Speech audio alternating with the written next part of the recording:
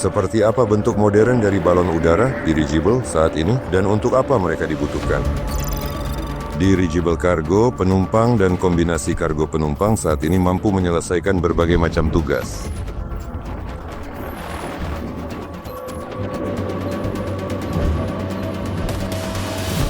Model berkapasitas besar dengan jangkauan terbang yang luas sangat diperlukan untuk mengangkut barang berat, berukuran besar, atau dalam jumlah banyak dengan biaya spesifik yang rendah.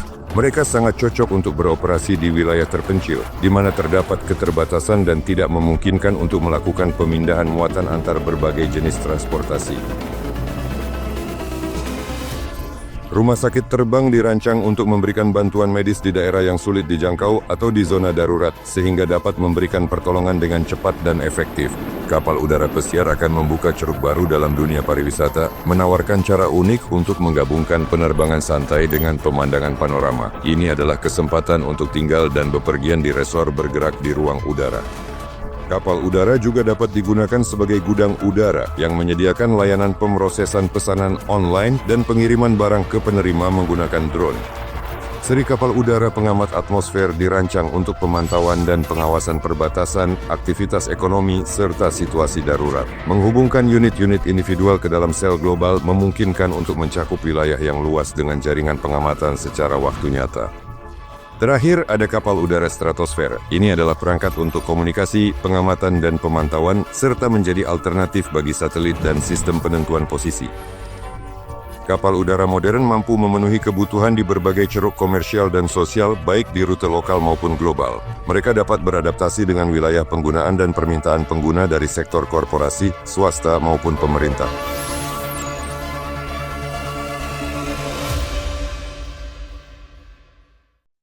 Halo semuanya teman-teman, saya merasa sangat senang menyambut Anda semua di webinar terakhir kami dari proyek pesawat udara generasi baru.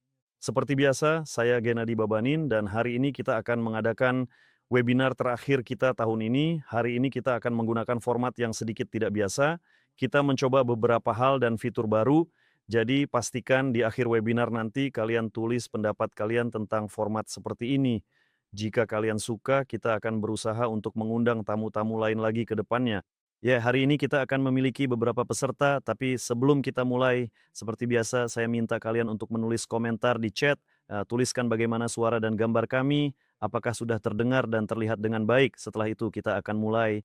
Saya juga ingin meminta kalian, jika kalian merasa terhubung dengan apa yang kami lakukan, jangan lupa untuk membagikan tautan siaran ini agar lebih banyak orang bisa mengetahui, menonton, dan mengenal apa yang kami lakukan.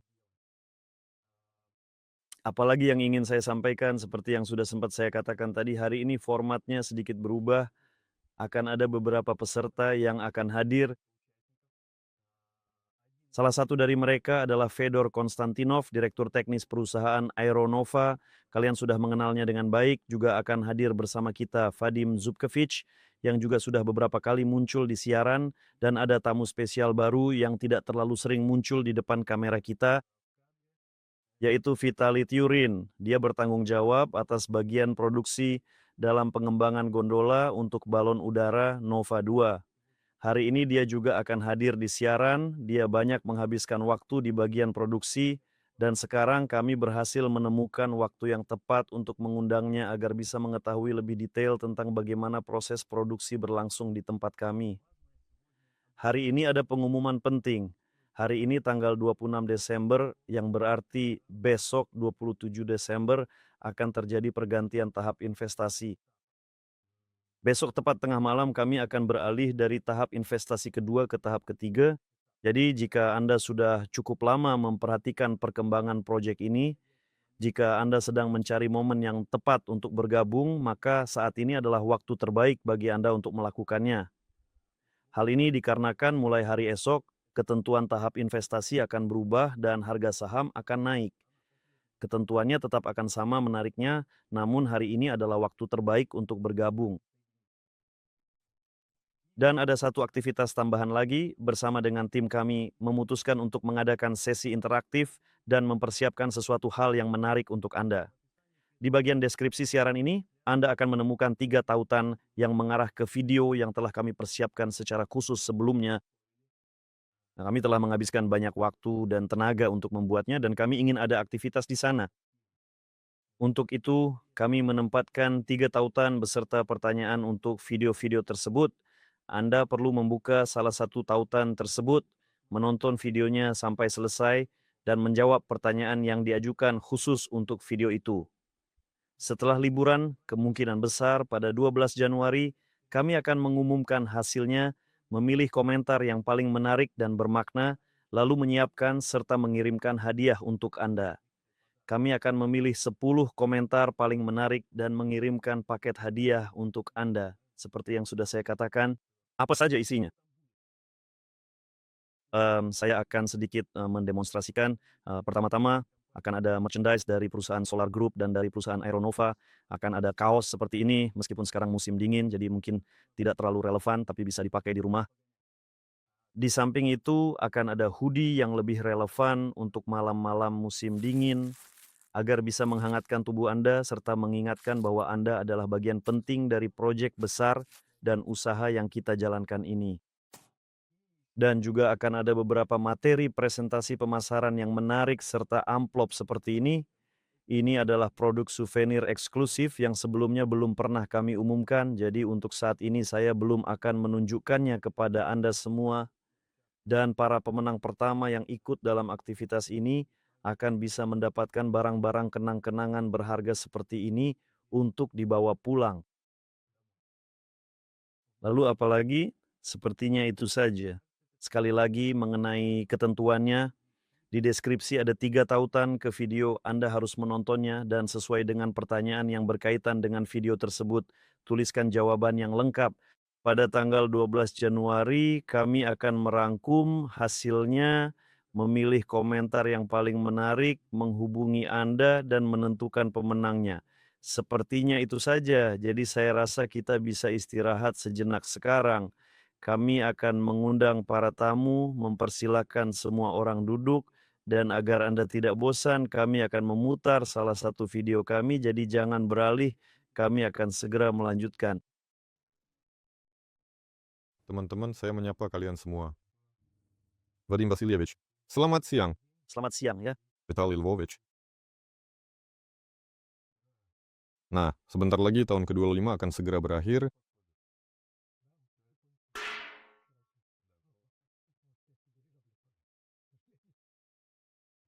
Ternyata kami sungguh bekerja penuh selama 25 tahun dan saat mendekati waktu penyelesaiannya menjelang liburan, saya ingin duduk dan mendiskusikan apa yang terjadi, apa yang telah kami lakukan, dan apa rencana-rencana kami untuk masa depan. Nah, terkait rencana, sekarang semuanya mulai dibahas dengan sangat detail. Kalau awalnya bisa dibilang sulit untuk diprediksi karena Vadim Vasilyevich, kepala desainer Der Zabelny 2, baru saja menetapkan konsepnya dan rencana awal pun dibuat, ya tentu saja secara garis besar. Sekarang semuanya sudah dibahas secara sangat rinci, semuanya sudah jelas dan dipahami. Vadim Vasilyevich mau cerita tentang rencana atau tentang apa yang sudah dilakukan. Nah, saya tidak tahu, mari kita bahas secara umum saja tentang apa yang sudah dilakukan. Jadi kalau mengingat setahun ke belakang, saya kemarin sempat membuka-buka ponsel dan melihat bahwa tepat setahun lalu, kami bahkan belum terlalu menetap di kantor yang lama itu. Artinya, kami sempat menempati satu kantor, membangun balon udara Nova 01, melakukan banyak hal untuk balon udara Nova 02, merancang program untuk masa depan, dan pindah ke kantor baru. Sekarang kami menelepon Anda dari kantor baru, dari studio yang baru. Mari kita ingat kembali tahun 2025. Apa saja hasil utama yang bisa kita simpulkan? Kami memulai dengan merancang sebuah program, sebuah lini tentang bagaimana kami akan meningkatkan ukuran balon udara kami, beralih ke yang lebih besar, lebih mampu mengangkut beban, dan lebih dibutuhkan. Dan pada langkah pertama, kami memutuskan bahwa itu akan menjadi balon udara Nova 2 berkapasitas 6 orang. Namun ketika kami mulai merancangnya, muncul banyak pertanyaan yang memerlukan verifikasi eksperimental. Karena itu, kami dengan cepat menyesuaikan diri di akhir tahun 2004. Sebelum balon Nova 2 terbang, kami harus menerbangkan model skala 125. Dengan volume sebesar 172 meter kubik, kami menamainya Nova Solo 1. Kami membangun balon udara ini dengan cukup cepat dan balon itu berhasil terbang kalau tidak salah ingat pada bulan Mei, ya. Kemarin kami menghitung, ya, ternyata sekitar 4 bulan telah berlalu sejak kami melakukan pemesanan pertama. Jadi waktu itu David memesan baling-baling 3 daun di Amerika.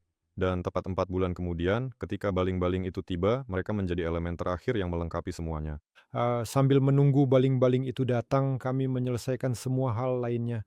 Kami merancang selubungnya, membeli mesin-mesinnya, dan akhirnya hal paling utama yang bisa kami uji pada balon udara Nova 01 adalah tentu saja sistem kendalinya.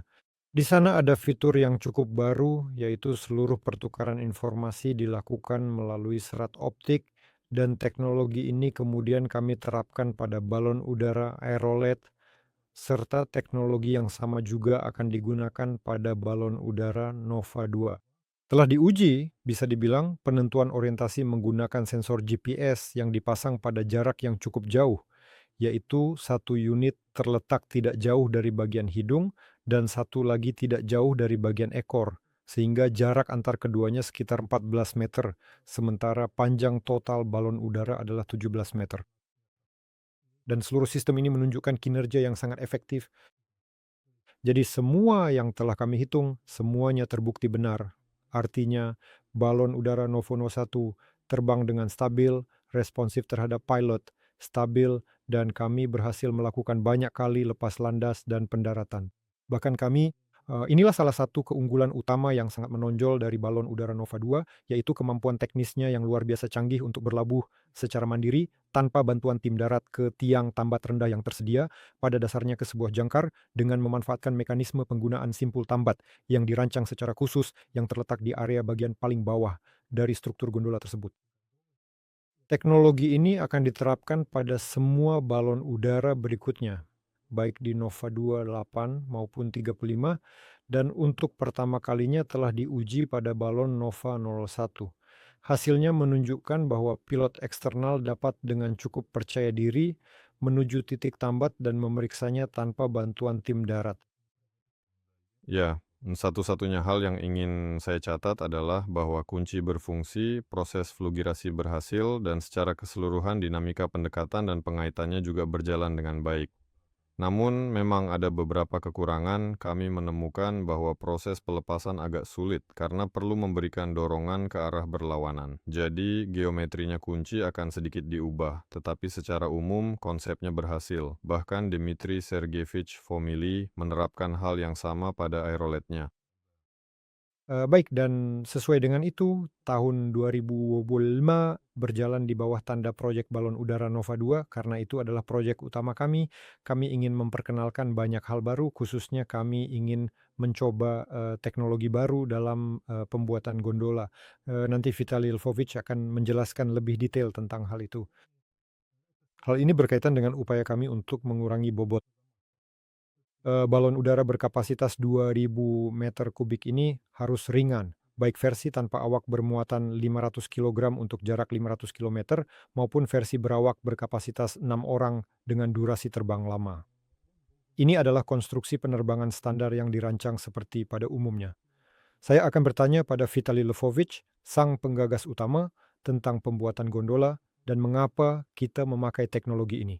Vitaly Lvovich, tolong sampaikan beberapa patah kata dan tunjukkan bagian-bagiannya kepada saya.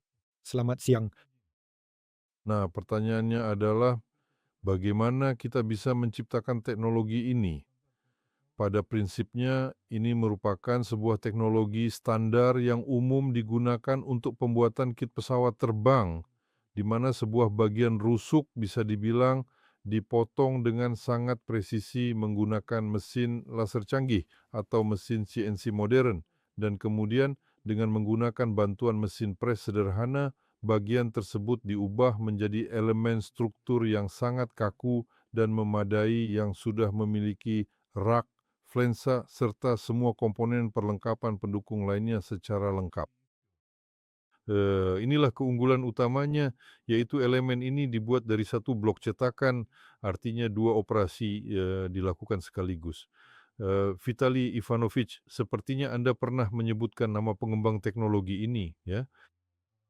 Pada kenyataannya baik teman-teman maupun lawan kita juga telah menggunakan kemajuan teknologi ini secara aktif dalam berbagai aspek kehidupan mereka. Ini merupakan sebuah teknologi Amerika yang telah kami adopsi sepenuhnya dan mulai kami terapkan di sini. Pada pesawat balon Nova 2, sebelumnya sudah dibangun beberapa set pesawat termasuk CA-650, 7 Ritul 50 dan pesawat rancangan kami sendiri juga dibuat dengan teknologi yang sama. Jadi pada dasarnya teknologi ini sudah teruji. Pesawat-pesawat model seperti ini sudah terbang sebanyak ribuan kali di luar sana. Jadi untuk bagian ini kami merasa sudah cukup tenang dan yakin. Karena itu di fasilitas produksi kami di sini, pada dasarnya kami memiliki segala fasilitas yang diperlukan untuk membuat mesin-mesin canggih. Dan yang paling terpenting adalah orang-orangnya. Baiklah, Vitali Ivanovich, tunggu sebentar, berarti sebenarnya kita mulai semua ini di Lyubertsy pada bulan apa? Di lokasi yang sama, tempat kita berada sekarang ini, tepatnya di bulan apa kita mulai mempersiapkan produksi? Jadi begini, kami mulai membereskan semuanya itu sekitar bulan Juni atau pada sekitar akhir bulan Mei atau awal bulan Juni. Kami mulai mempersiapkan proses produksi secara perlahan dan bertahap, bisa dibilang dari yang awalnya hampir terlihat seperti gudang biasa, bertransformasi sepenuhnya hingga menjadi pada akhirnya sebuah fasilitas produksi yang sangat modern. Ada mesin-mesin yang sangat khusus, lalu kami membuat meja-meja kerja, membangun ruang pengecatan sendiri karena bagian-bagiannya memang harus dicat serta dilapisi dengan cairan primer khusus sebab kami punya bak kedap air yang nantinya akan segera diisi air. Nah, di dalam air itu bisa saja muncul berbagai jenis bakteri. Jadi secara berkala harus dibersihkan dengan menggunakan bahan kimia. Dan agar duralumin tidak mengalami korosi, kami melakukan ini, semuanya akan kami lapisi dengan primer khusus. Saya ingin sedikit mengingatkan bahwa awalnya ketika kami baru memulai proyek ini, kami berencana untuk mengembangkannya dalam kerja sama yang luas bersama negara. Dan untuk gondola, saat itu kami mengundang tim SKBS saya dan mereka mulai merancang gondola sesuai dengan peralatan dan proses teknologi mereka sendiri. Tentu saja, dengan seperangkat mesin, alat, dan keahlian tertentu, gondola bisa dibuat misalnya dengan cara dilas dari pipa, bisa juga dari komposit atau berbagai macam lainnya, benar-benar banyak sekali pilihannya. Kami bersama mereka melewati 2 tahap sesuai kontrak, dan pada tahap ketiga saat pembuatan proyek teknis, jalan kami mulai berpisah, muncul beberapa perbedaan pendapat, dan itu membuat jadwal kami jadi mundur. Dan akhirnya kami memutuskan untuk mengerjakan semuanya secara manual, dan saat itulah Vitali Elfovich muncul, dan dia berkata, teman-teman, kita bisa merakit gondola ini dari genutik. Saya bahkan tidak tahu kata genutik waktu itu, lalu saya bertanya pada Vitali Elfovich, apakah ini yang disebut genutik? Perlu Anda ketahui bahwa sebenarnya ini bukan genutik, melainkan ini adalah nervura yang dibuat secara khusus menggunakan foam block. Ini adalah sebuah teknologi konstruksi penerbangan yang klasik, hanya saja kami telah memodifikasinya agar sesuai dengan kondisi kami saat ini, bukan untuk standar bengkel pabrik yang besar, melainkan untuk kondisi pengerjaan yang lebih sederhana. Sehingga kami membuat foam block tersebut dari bahan-bahan yang lebih murah, yang memungkinkan kami untuk menekan biaya pengeluaran dan mempercepat proses produksi. Jadi tanpa peralatan teknis penerbangan yang rumit, kami tetap bisa mendapatkan komponen yang sama persis. Ya, tapi seperti dikatakan butuh orang berpengalaman pernah melakukannya. Baru-baru ini kami merilis video di YouTube, ada komentar Om Fasya dengan palu kayunya, satu orang mengerjakan semua untuk semua orang. Pertama-tama, kalian benar menebak namanya Vasily Mikhailovich memang bekerja di sini, dan kedua, saya ingin mengatakan kepada kalian, bagi yang pernah bekerja di pabrik besar, semuanya sudah sangat jelas. Bagi pemula, mungkin terlihat seperti Om Fasya dengan palu kayunya. Dulu saya bekerja di GKMPZ Krunichev bengkel nomor 76, di sana mereka menangani pipa. Saya di bagian pipa kecil, pipa dibengkokkan manual atau bahkan sepenuhnya dengan tangan. Benda itu memiliki diameter hingga 12 mm, dan di sisi sebelahnya ada seorang tukang pelat. Di roket-roket, dan di sana roketnya adalah Proton M, Anggara, blok pendorong. Itu adalah teknologi luar angkasa yang serius, itu adalah pabrik luar angkasa. Dan pabrik luar angkasa adalah sekolah tertinggi dalam bidang teknik dan produksi. Jadi nungkeko di sana ada tukang pelat yang membuat kolektor dan pipa mulai dari diameter sekecil ini hingga sebesar itu. Mereka membuatnya dari sektor-sektor yang sebelumnya sudah dicetak. Dari sektor-sektor itu, mereka menyesuaikannya memakai palu kayu untuk dilas satu persatu. Begitulah cara mereka merakit kolektor luar angkasa raksasa yang menyalurkan bahan bakar ke mesin. Di abad ke-21 ini, semuanya masih dilakukan secara manual karena tidak ada yang bisa bekerja lebih presisi daripada para pria ini. Nah, disitulah letak kelebihan dan kekurangannya ya. Ketika orang-orang menua, generasi muda tidak sempat mewarisi pengalaman itu. Nah, di tempat kami, justru orang-orang seperti itulah, seperti Vasily Mikhailovich dan Viktor Luev, merekalah yang membuat banyak sekali produk semacam itu dan tahu persis bagaimana memukul dengan palu kayu agar semuanya pas dan hasilnya benar. Tentu saja, ke depannya, ketika semuanya mulai masuk ke layanan, mungkin teknologinya akan berubah dan pendekatannya pun akan berbeda. Tapi saat membuat prototipe, kami benar-benar beruntung. Vadim Vasilievich bilang bahwa di tahun 25, pencapaian terbaik kami adalah Vitaly Lvovich bersama timnya.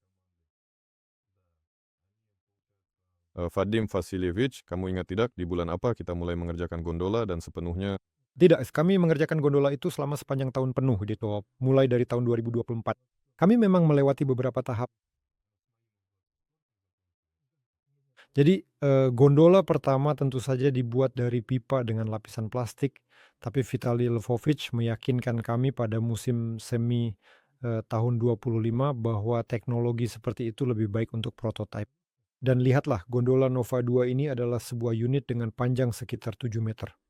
Tingginya adalah sekitar 1,5 meter dan lebarnya di bagian tengah mencapai 1,7 meter. Sekarang, menurut model 3D yang sangat detail yang kami miliki dari balon udara itu, seluruh rangka yang dirakit ini beratnya adalah 150 kg. Jadi, Anda bisa bayangkan sendiri bahwa ini adalah sebuah konstruksi penerbangan yang sesungguhnya. Artinya konstruksi ini cukup ringan. Ya, memang banyak hal belum ada di sana. Belum ada kaca, pintu, pelapis, maupun interior.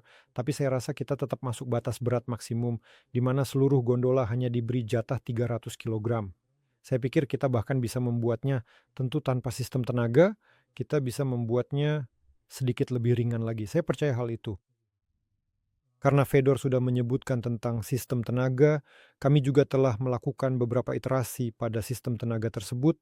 Artinya kami telah membuat beberapa versi tentang bagaimana sistem itu akan dibuat, dan akhirnya kami sampai pada desain akhir yang memuaskan semua pihak dari segala aspek. Semua pihak puas sampai pada titik di mana kami memasang baling-baling dalam cincin untuk meningkatkan daya dorong saat diam agar balon udara lebih mudah lepas landas. Bahkan untuk baling-baling dalam cincin saja, kami telah mengembangkan beberapa opsi dan pada akhirnya 2 opsi yang dipilih. Dan untuk keperluan perbandingan terhadapnya, kami juga membuat baling-baling tersebut dengan metode pencetakan tidik dalam skala 1:5 dan melakukan pengujian. Salah satu konsep menang dan sekarang akan diterapkan pada sistem tenaga baru. Untuk konsep ini kami harus sedikit merenggangkan baling-balingnya. Sekarang jarak antar poros baling-baling kami bukan lagi 3,5 meter, melainkan 4 meter. Kami juga harus sedikit mengubah konstruksinya, memperbesar bantalan dan merenggangkannya. Lalu pelat utama gearbox kami buat lebih lebar, akan dibuat dari pelat aluminium hasil milling, jadi pekerjaannya sedang berjalan. Teman-teman, pekerjaan sedang berjalan. Kami sangat yakin bahwa pada tahun 2026, kami akhirnya akan menerbangkan balon udara. Dan di sini, balon udara yang akan ada jauh lebih canggih daripada yang akan kami bangun pada tahap pertama. Karena kami telah melalui beberapa iterasi dan setiap kali kami sampai pada konstruksi yang lebih optimal. Dan saya berharap ini akan menjadi salah satu balon udara terbaik di kelasnya. Kami benar-benar yakin akan hal itu. Tentu saja akan seperti itu. Vitaly Lvovich, apakah Anda sudah menghitung jumlah bagian yang akan membentuk gondola? Bagian hidung ada 27 bagian. Secara keseluruhan jika kita melihat detailnya, ada sekitar 500 bagian berbeda yang bervariasi, mulai dari komponen sudut hingga bagian perakitan yang rumit, jadi jumlahnya mencapai sekitar 500 buah, bahkan mungkin saja jumlah totalnya bisa lebih banyak lagi dari perkiraan tersebut. Karena jumlah pasti bagiannya belum sepenuhnya selesai dirancang dan masih terus dikerjakan, jumlah bagian mungkin akan terus bertambah, sedangkan beratnya justru akan berkurang. Ya, saya katakan ini agar penonton paham tingkat kesulitannya. Kami putuskan di musim semi untuk membuatnya dengan teknologi ini dan sekarang sudah dirancang sebanyak itu bagian serta perlengkapan yang sudah dipahat dan disesuaikan. Itu tidak langsung jadi, kami mengalami banyak iterasi. Vitali Ivanovich atau saya bisa jelaskan kenapa hal ini terjadi agar semua memahaminya. Saat menekuk logam, dia hop sedikit kembali ke bentuk semula. Kamu sudah memperkirakan satu radius, lalu kamu ketuk, ternyata radiusnya tidak sesuai. Bahkan kalau kita sudah tepat sampai 1/10 mm. Banyak sekali iterasi, pembuatan, lalu tiba-tiba kita berhasil membuat satu detail, misalnya yang tidak terlalu rumit. Selanjutnya kita mencoba yang lebih rumit, di mana ada beberapa tekukan dengan sudut yang berbeda-beda. Dan sekarang semuanya sudah berada pada tahap di mana semua alat sudah dirancang, dan selanjutnya tinggal pekerjaan mekanis saja. Perlengkapan dipasang ke mesin, lalu ada penyempurnaan manual di sana. Silakan tonton videonya, kami unggah minggu lalu tentang proses produksi. Di situ saya bilang, ada komentar dari Om Fasya dengan palu kayu, semuanya akan jelas di sana. Bagaimana detail gondola akan dibuat dan kapan kita akan menyelesaikannya sesuai dengan rencana kita. Ya, sekitar musim panas, nanti gondola itu sudah akan siap. Kerangka utamanya akan selesai dan kami akan mulai melengkapinya dengan peralatan, yaitu memasang blok-blok, sementara ini masih tanpa versi pilot, memasang kabel, dan mencoba melakukan uji coba. Rencana internal kami saat ini adalah pada sekitar September sudah memiliki balon udara terakit penuh, mendekati tahap penerbangan perdana, sehingga sebelum musim dingin dan angin kencang, kami bisa melakukan uji terbang. Itulah rencana kami saat ini. Kami akan berusaha, sekuat tenaga agar tetap sesuai jadwal, agar tidak mengecewakan dan balon udara ini bisa terbang untuk menunjukkan performa maksimal. Secara paralel, kami juga mengembangkan versi berawak pada gondola, namun penerbangan pertama tetap dilakukan oleh balon udara tak berawak.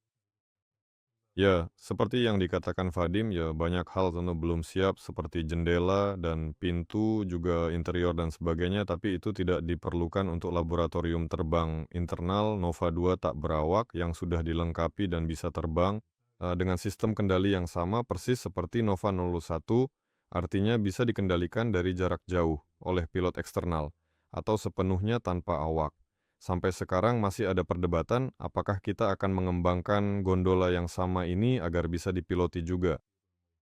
Di sini juga ada perbedaan pemahaman. Ada yang menganggap pilotable sepenuhnya berarti ada kabin penumpang, ada juga yang menganggap pilotable itu cukup dengan menempatkan pilot di dalam dan dia sendiri yang menerbangkannya dan memang akan seperti itu. Apakah gondola ini nantinya akan dikembangkan menjadi versi tempur penuh, di mana akan ada kabin, penumpang, dan segala perlengkapannya, kita akan lihat nanti. Saat ini ada pendapat kuat bahwa gondola ini sebaiknya tetap dijadikan sebagai laboratorium terbang dan terus digunakan untuk menguji transmisi listrik, sistem tenaga hibrida, dan sebagainya. Kemungkinan besar memang akan seperti itu. Ngomong-ngomong, Vitaly Lvovich menunjukkan komponen bagian ekor pesawat. Apakah bagian ekor ini juga dibuat dengan teknologi yang sama? Di sana nantinya akan digunakan berbagai macam teknologi campuran. Bagian sistem kemudi akan dibuat melalui proses teknologi ini, sedangkan untuk rangkanya sendiri saat ini masih terus kami kembangkan, dan ini sudah mencapai tahap iterasi yang ketiga. Kami sangat teliti dalam menyesuaikan semuanya, mencari cara terbaik untuk membuatnya menyesuaikan dengan kondisi produksi kami agar seminimal mungkin bisa dibilang menyerahkan pekerjaan ke pihak luar. Oleh karena itu, pada saat sekarang ini proses pengembangan bagian ekor pesawat tengah dilaksanakan dan berjalan secara aktif. Saya pikir kami akan mulai merakitnya pada bulan Januari pada tahun yang akan datang, mulai merakit komponen struktur rangka keson, bagian keson itu sendiri, dan juga bagian gondola. Dan secara paralel dengan itu, kami akan terus melakukan seluruh pekerjaan perancangan teknis pada ekor pesawat tersebut. Jadi untuk satu tidak meniadakan yang lain. Tapi sekarang kemudi sudah sepenuhnya dirancang untuk ekor ini kan? Ya benar, kuda kemudi ini akan diproduksi dengan menggunakan teknologi yang serupa. Lalu dengan apa akhirnya akan dilapisi? Untuk proses pelapisannya ada 2 pilihan metode yang akan kami coba. Keduanya menggunakan bahan kain polyester, tetapi masing-masing menggunakan teknologi yang berbeda. Cara pertama bisa seperti pelapisan pada pesawat terbang, menggunakan lem kami tempelkan lalu dijahit ke bagian rangka, atau bisa juga dengan teknologi lain seperti cara kerja kaus kaki yang ditarik dan diregangkan sekuat serta sebanyak mungkin. Ada pelapisan manual dan ada juga pelapisan dengan cara menyusutkan kain. Ini dia adalah kain thermal dan yang bisa menyusut. Kain ini disetrika, bisa dibilang begitu, dengan menggunakan setrika dan sedikit emalit. Ini adalah teknologi standar pesawat untuk melapisi bagian sayap dan bagian kemudi. Kami akan mencoba menerapkannya di sini pada balon udara karena kemudi seperti yang dikatakan di pesawat juga kemudi dan di sini juga kemudi, tapi ada pendapat alternatif. Jadi kami akan melakukan keduanya. Tapi kemudi kita memang tidak biasa. Ya, bisa dibilang dengan momen engsel yang diperkecil, itu yang disarankan dan dihitung oleh tim aerodinamika untuk kita. Kami ingin mengurangi beban pada mesin kemudi agar bisa digunakan. Lagi-lagi, kami berjuang demi bobot. Semua upaya ini dilakukan demi satu hal utama. Kami berjuang demi bobot. Artinya, kami ingin menggunakan mesin kemudi yang lebih ringan, yang menghasilkan gaya lebih kecil, dan karena itu tim aerodinamika bekerja keras agar momen engselnya menjadi lebih kecil dan mesin-mesin ini sudah cukup.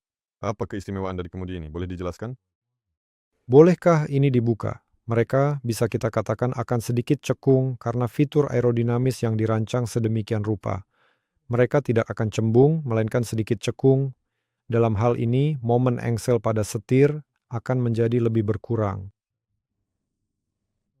Nah, sekali lagi kita ingin agar stabilizer kita beratnya tidak lebih dari 45 kg masing-masing, dan stabilizer itu sendiri berukuran 16 meter persegi. Jadi berat total stabilizer yang sudah dirakit kurang dari 3 kg per meter persegi. Itu adalah angka yang sangat baik, angka yang sangat baik untuk ukuran sebesar itu, dan kami benar-benar berusaha mencapainya. Itulah sebabnya kami memilih opsi konstruksi yang paling ringan dan bahan pelapis yang paling ringan. Ceritakan untuk pemahaman berapa kilogram per meter persegi pada konstruksi penerbangan. Ya itu tergantung pada kecepatannya. Saya rasa untuk sayap, itu sekitar 5 sampai 6 kilogram per meter persegi. Saya memang tidak punya datanya sekarang, saya tidak ingat berapa berat sayap, pesawat seperti An-2 yang juga memiliki leading edge yang kaku dan pelapis yang fleksibel, tapi saya rasa itu tidak kurang dari 6 kilogram per meter persegi. Jadi milik kami lebih ringan. Ada beberapa batasan di sana, artinya tidak bisa turun di bawah batas tertentu karena material yang terlalu tipis mulai kehilangan kestabilannya bahkan jika sudah dilapisi. Jadi menurut saya kurang dari 3 kilogram per meter persegi adalah hasil yang sangat baik. Vladimir Vasilievich, Anda kan sudah punya pengalaman pada balon udara AU-30, stabilisatornya memang lebih berat, meskipun memang ukurannya juga lebih besar, balon udaranya juga lebih besar, dan stabilisatornya sekitar 25 meter persegi, bahkan sedikit lebih besar. Stabilisator itu beratnya 93 kg, sudah terpasang sepenuhnya, dilapisi dengan semua kabel yang sudah dipasang, dan semua mesin kemudi yang sudah terpasang. Jadi, itu sekitar 3,5 kg per meter persegi. Karena itu, kami akan mengambil langkah berikutnya, membuat konstruksi yang lebih ringan, lebih anggun, namun tetap indah. Konstruksi ini akan terlihat sangat indah, sangat elegan. Sekarang pun kita sudah bisa melihat dan mengaguminya pada model 3 dimensi. Dirigible ini memiliki tampilan yang cukup menarik. Nah, mungkin bentuknya tidak sefuturistik aerolite, tapi ini adalah skema yang andal, sudah teruji dan klasik. Setiap konstruksi yang dirancang dengan benar pasti akan terlihat indah. Itulah pendapat saya. Menurut saya, jika sebuah alat terbang itu indah, berarti ia akan terbang dengan baik.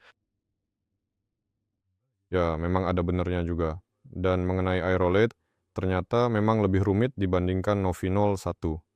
Untuk Novinol 1, secara kasar, Vadim Vasilievich memberikan tugas, para pemotong kain membuat pola, pembuat selubung yang kami pesan secara outsourcing, mereka memotong selubungnya, lalu dengan cepat mengelasnya, kemudian 1,5 insinyur membuat semua ekor, gondola, dan sebagainya. Semuanya sederhana dan jelas. Sistem VGS, nah sistem kendalinya Dima buat sendiri. Pokoknya 1, 2, 3 dan sudah dirakit, dan memang jumlah orang yang bekerja sedikit lebih banyak dibandingkan saat membuat aerolit. Meski begitu, kami tetap membutuhkan 4 bulan untuk membuatnya. Aerolit itu saya ingat kami buat sekitar pertengahan musim panas. Dmitri Sergeyevich menempuh jalan yang berliku. Dmitri Sergeyevich Khmel, dia adalah kepala perancang aerolit. Di dalam perusahaan kami ada peraturan Dewan Ilmiah Teknis, bisa dibilang begitu. Jadi bagaimana kami memilih, bahkan sejak 2024, bagaimana kami menentukan jenis perangkat yang akan kami buat. Karena tim pembuat balon udara ini besar, siapapun bisa mengajukan konsep, dan di Dewan Ilmiah Teknis yang sudah ditentukan, dia harus mempertahankan konsep tersebut. Satu-satunya balon udara yang berhasil lolos adalah Nova 2 milik Vadim Vasilyevich, dan itulah yang sedang kami bangun. Dmitri Sergeyevich selama waktu yang cukup lama, mulai dari musim gugur tahun 2024 hingga musim panas 2025, secara berkala mengadakan rapat Dewan Ilmiah Teknis ini.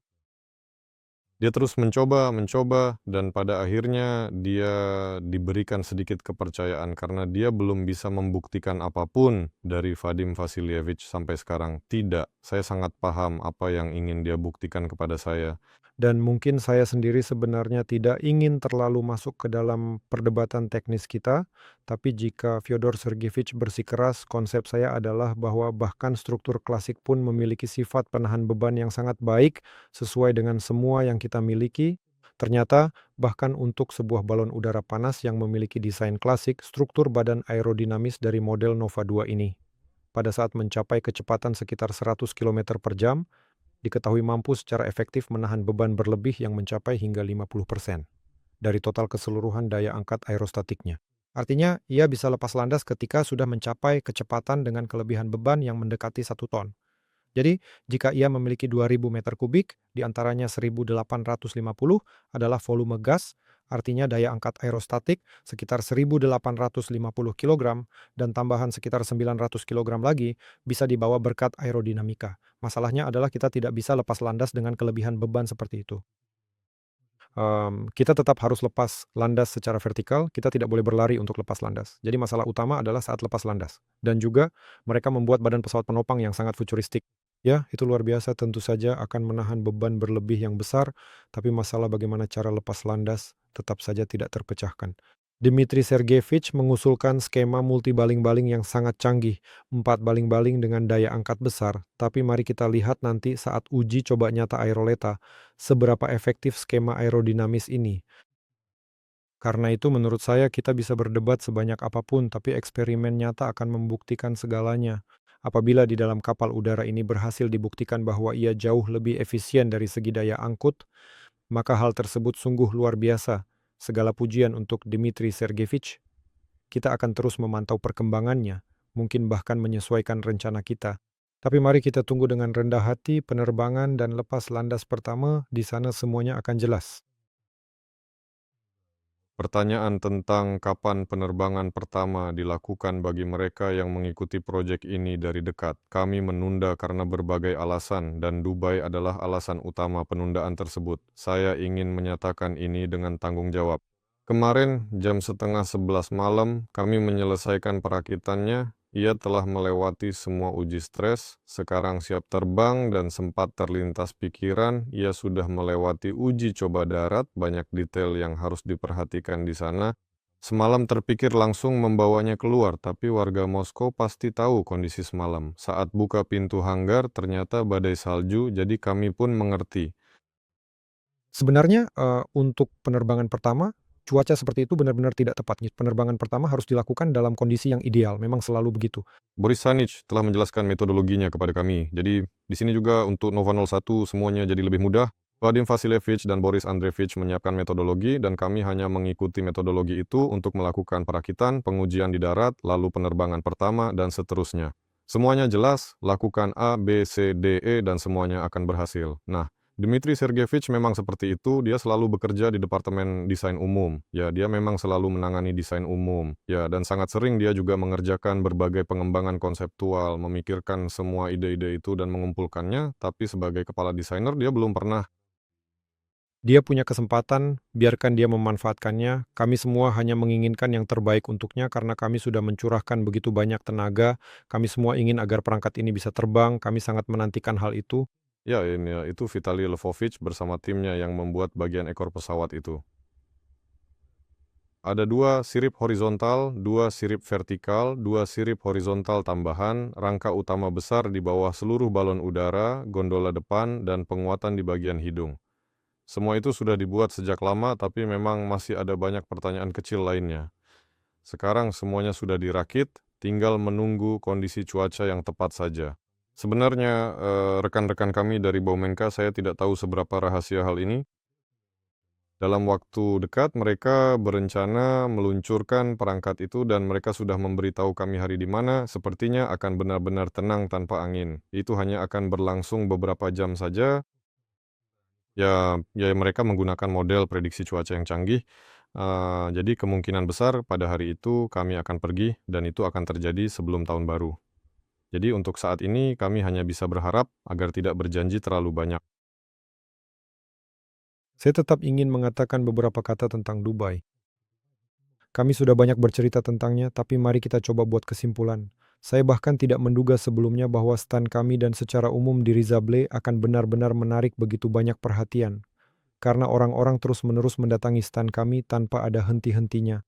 Jadi selama 1 hari kerja penuh, selama 8 jam, saya belum pernah bekerja sekeras itu dengan berbicara. Saya benar-benar kelelahan hanya untuk menjawab berbagai pertanyaan dan bercerita. Dan ketika kami membuat rekap, kami memiliki lebih dari 200 kontak. Artinya orang-orang meninggalkan kartu nama mereka, ingin terus bekerja sama dengan kami, dan mengajukan berbagai pertanyaan. Ini adalah kontak yang sudah diproses, bukan sekadar lewat, tapi orang-orang yang memang kami ajak berdialog konstruktif. Jadi, Vadim Vasilyevich jadi bintang di Dubai. Apakah dia pengumpul kontak terbanyak? Tidak, bukan yang paling banyak. Ada yang mengumpulkan lebih banyak dari saya, tapi saya memang selalu berada di stand, sementara ada orang-orang yang bekerja di seluruh pameran, sedangkan saya hanya bekerja di stand dan hanya berinteraksi dengan orang-orang yang datang untuk berbicara. Kami berharap bisa mendapatkan beberapa kontak yang benar-benar potensial, terutama dalam waktu dekat ini. Tapi sebenarnya sudah ada satu klien nyata yang bahkan sudah datang ke kantor kami. Dia sudah datang dan sekarang sedang menunggu penawaran komersial dari kami. Apakah dia siap membayar sejumlah uang untuk pekerjaan itu? Sekali lagi, saya tidak tahu apakah kita akan membocorkan semua rahasia.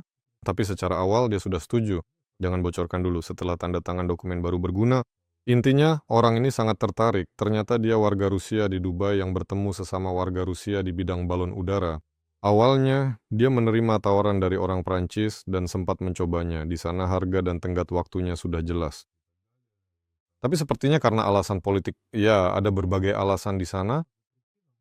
Dan ternyata dia memang membutuhkan alat yang sedikit berbeda. Orang Prancis menawarkan produk massal mereka, sedangkan kami siap karena kami sudah paham topiknya.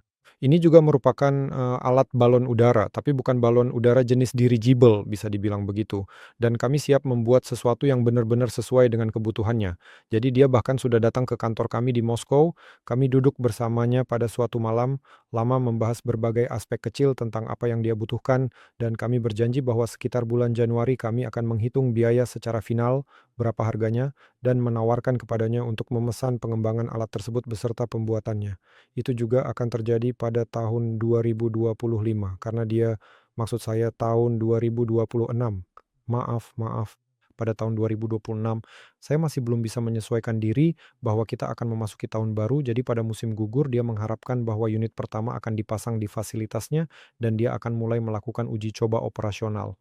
Dan jika semuanya berjalan lancar, dia bilang dia akan langsung memesan 2 unit lagi yang sama dan setelah itu sebanyak yang dibutuhkan. Tergantung bagaimana perkembangannya, bisa dibilang begitu. Ya, dan sedikit komentar, ya saya tambahkan ke seluruh cerita ini bahwa selama tahun 2025, kami telah menguasai produksi mekanik berkat Vitaly Lvovich bersama tim di fasilitas di Lyubertsy. Di sana kami sudah membuat gondola Nova 2, kami juga telah membuat bagian ekor dan lain-lain untuk pesawat Aerolite di sana. Dan pada alat-alat udara ini, jika Anda menemukan bahwa orang Prancis memproduksinya secara massal, Anda akan mengerti jenis alat apa itu. Di sana juga ada bagian mekanisnya. Vitali Lvovich bersama para pria sekarang sedang mulai menghitung semuanya ini dari sudut pandang ekonomi. Berapakah total biayanya, sedangkan untuk produksi selubung, kami belum berhasil untuk menguasai tekniknya selama 25 tahun. Kami benar-benar tidak menemukan tempat, kami menghadapi kendala besar terkait masalah ruang. Sebenarnya pada awalnya anggaran kami memang tidak memungkinkan untuk mendapatkan ruang yang lebih luas. Kami sangat membutuhkan sebuah ruangan bersih dengan standar tingkat kebersihan yang sangat tinggi, berukuran besar, dengan bentang lebar tanpa tiang di tengah, dinding, dan lain-lain. Idealnya sekitar 20 meter kali 60 meter agar tidak ada apapun selain kebersihan, kehangatan, dan cahaya. Itu sangat mahal, bahkan untuk menyewa saja kami tidak punya uang sebanyak itu, apalagi untuk membeli atau membangun. Benar-benar merupakan hal yang sama sekali tidak mungkin bagi kami. Kami menemukan sebuah tawaran, ruangan ini adalah milik Roskosmos, prosedurnya sangat rumit, tetapi karena itu milik negara, pihak penilai negara yang menanganinya, sehingga harga yang ditawarkan cukup terjangkau dan semuanya berjalan dengan sangat baik. Kami memilih opsi ini, semua orang memang benar-benar setuju, meskipun lokasinya bukan di Moskow, tapi sebenarnya tidak terlalu jauh dari Moskow. Hanya sekitar 1,5 hingga 2 jam jarak tempuh perjalanan jika kondisi jalanan sedang lancar. Pada akhirnya, Departemen Keamanan menolak, padahal semua dokumen sudah ditandatangani, tetapi Departemen Keamanan menunda prosesnya. Mereka bilang perusahaannya masih muda, belum menunjukkan keuntungan apapun, dan pada akhirnya kami tidak berhasil menembus Departemen Keamanan. Sebenarnya, kami bisa saja mencoba melibatkan beberapa sumber daya administratif dan sebagainya, tapi hasilnya juga tidak jelas. Kalau kamu melibatkan mereka sekarang, kamu akan punya kewajiban, tapi hasil akhirnya juga belum tentu jelas. Jadi, kami gagal mendapatkan ruang tuh, dan itu sangat menyedihkan. Sebenarnya, rencana awal kami disusun agar pada musim gugur kami sudah memiliki ruang karena semua peralatan dan bahan baku sudah siap, proses teknisnya pun jelas, dan para ahli kami sudah siap untuk mulai bekerja kapan saja. Kami hanya memiliki pemimpin produksi cangkang, sedangkan para karyawan yang sebelumnya bersama dia membuat semua cangkang itu, dan dia telah membuat semua cangkang yang pernah ada di Rusia, bahkan yang terbang secara serius, dan bukan hanya di Rusia saja. Nah, semua orang sudah siap untuk mulai bekerja, semuanya sudah siap, dan seperti yang kalian tahu, bahan baku kami juga sudah datang, tapi kami benar-benar tidak bisa menyelesaikan masalah ruang. Ini terasa agak absurd sebenarnya. Menurut rencana, di awal musim gugur cangkang mulai diproduksi, dan pada akhir musim gugur atau musim dingin, cangkang itu sudah jadi, lalu kami mulai secara bertahap memasang bagian hidung, ekor, dan sirip-siripnya. Namun, karena cangkang kami tertunda, secara otomatis produksi semua komponen lainnya juga kami tunda agar memberi waktu untuk penyempurnaan, membuatnya lebih ringan, lebih baik, dan lebih kuat. Jadi target besar untuk tahun 2025 itu tidak berhasil tercapai, akibatnya semua rencana mundur cukup jauh, bahkan sampai 1-2 tahun. Untungnya sekarang ada opsi lain. Kami membangun di daerah pinggiran Moskow terdekat. Di sana memang ada tim yang khusus menangani hal itu. Mereka membangun gedung-gedung dan menyewakannya untuk jangka panjang. Itulah bisnis mereka. Dan kebetulan mereka membangun gedung baru di wilayah mereka. Dan kami benar-benar beruntung karena ukurannya pas, kondisinya juga sesuai. Baik dari segi suhu, iklim, kebersihan, luas maupun tinggi bangunannya, semuanya cocok. Semuanya sudah sesuai dan gedung itu sudah berdiri, sekarang sedang dipersiapkan untuk tahap CCR. Awalnya, penggunaan gedung dijadwalkan Desember, tapi ternyata tertunda, sekarang dijadwalkan Januari. Kami sudah memiliki semua kesepakatan awal, sepertinya kami hanya mendapat ruangan tanpa peralatan. Dan ini bukan yang pertama bagi mereka. Sekarang mereka mengurus izin penggunaan dan mulai Januari, jika mengumumkan tenggat waktu proyek biasanya malah mundur, tapi kalau tidak diumumkan justru bisa selesai. Jadi sebaiknya kita lebih banyak bertindak daripada bicara, itu yang bisa saya katakan. Agar orang-orang paham, semua peralatan yang dibutuhkan untuk produksi selongsong sudah dibeli, semuanya hanya disimpan di gudang, menunggu ruangan, dan nanti akan dibongkar serta dipasang. Ada lini besar untuk pengujian, karena semua material untuk pembuatan selongsong harus melalui kontrol masuk 100%. Artinya, semua material kami periksa dengan cahaya, kami lihat apakah ada cacat. Dan sayangnya, cacat itu ada di setiap material. Jadi, titik-titik cacat langsung ditandai dengan jelas, dan saat proses pemotongan dilakukan, kami memotong material sedemikian rupa agar dapat menghindari area yang cacat tersebut. Jika ada masalah dengan lapisan atau permeabilitas gas, material tersebut tidak dibuang karena lapisan kekuatannya masih baik, maka digunakan untuk bagian kaki, alas, atau penguat las yang dipasang di atas selongsong utama. Semua itu kini sudah tersedia, peralatan khusus untuk memeriksa kain, meja pemotongan yang cukup besar, peralatan pengelasan yang lengkap, dan sepertinya mereka juga sudah membeli mesin jahit baru agar bisa segera menjahit. Jadi kami siap memulai produksi selongsong begitu ada ruangan yang sesuai yang bisa kami gunakan. Jika Anda memiliki lahan seluas 1.000 meter persegi yang bersih serta telah siap untuk menerima kehadiran kami di sana, silakan hubungi kami di 87977. Silakan kirim ke email official@aeronova.team, alamatnya ada di situs kami. Jika Anda belum melihat situs kami, saya akan kirim ulang di Telegram, atau bisa juga langsung menulis di Telegram, saya ada di sana di semua tempat. Jadi bagaimana menurutmu hasilnya? Saya juga harus menceritakan proyek lain, walaupun Nova 2 tetap menjadi prioritas utama. Ada banyak hal yang bisa diceritakan. Kami telah mendesain ulang VKD serta menemukan kontraktor produksi. Mereka sangat antusias dan ingin segera memulai produksi menggunakan bahan komposit karbon. Ya. Ngomong-ngomong baling-baling belakang, kami sudah mengujinya berulang kali. Baling-baling yang kami rancang sangat luar biasa, baik untuk VKD maupun untuk thruster ekor, dan untuk thruster ekor ini kami sudah mulai memproduksinya. Motor listrik memutar baling-baling yang dapat digerakkan untuk mengubah arah dorongan ke kanan atau kiri. Mekanisme rancangannya segera diproduksi, bertenaga listrik, dan semua instalasi lainnya sudah dibeli. Baling-balingnya sudah ada di gudang. Kemarin kami menandatangani dokumen untuk mulai memproduksi baling-baling. Di sini juga digunakan baling-baling berbahan serat karbon yang dirancang khusus untuk sistem pendorong haluan belakang, dan di sana ada mekanisme yang cukup menarik, namun sangat mirip dengan baling-baling pendorong ekor helikopter, dibuat dengan ideologi yang hampir sama, tetapi digerakkan oleh motor listrik. Dan proyek lain apa yang Anda maksud? Kita perlu menjelaskan bahwa kami tidak meninggalkan proyek Nova 8 dan Nova 35. Kami terus mengerjakan keduanya, dan pencapaian utama yang kami lakukan adalah kami akan memiliki sistem tenaga orisinal sendiri, serta adanya biro desain mikroturbin terpisah. Apakah kita akan menceritakan sedikit tentang hal ini? Jika Anda ingin, silakan ceritakan sudut pandang Anda. Di webinar sebelumnya, saya sempat membocorkan bahwa kami sedang mengerjakan hal ini. Saya juga mengatakan kami punya sesuatu di sana, tapi belum banyak bercerita karena produknya rumit dan awalnya belum jelas apakah bisa dirancang, namun sekarang sudah berhasil dirancang.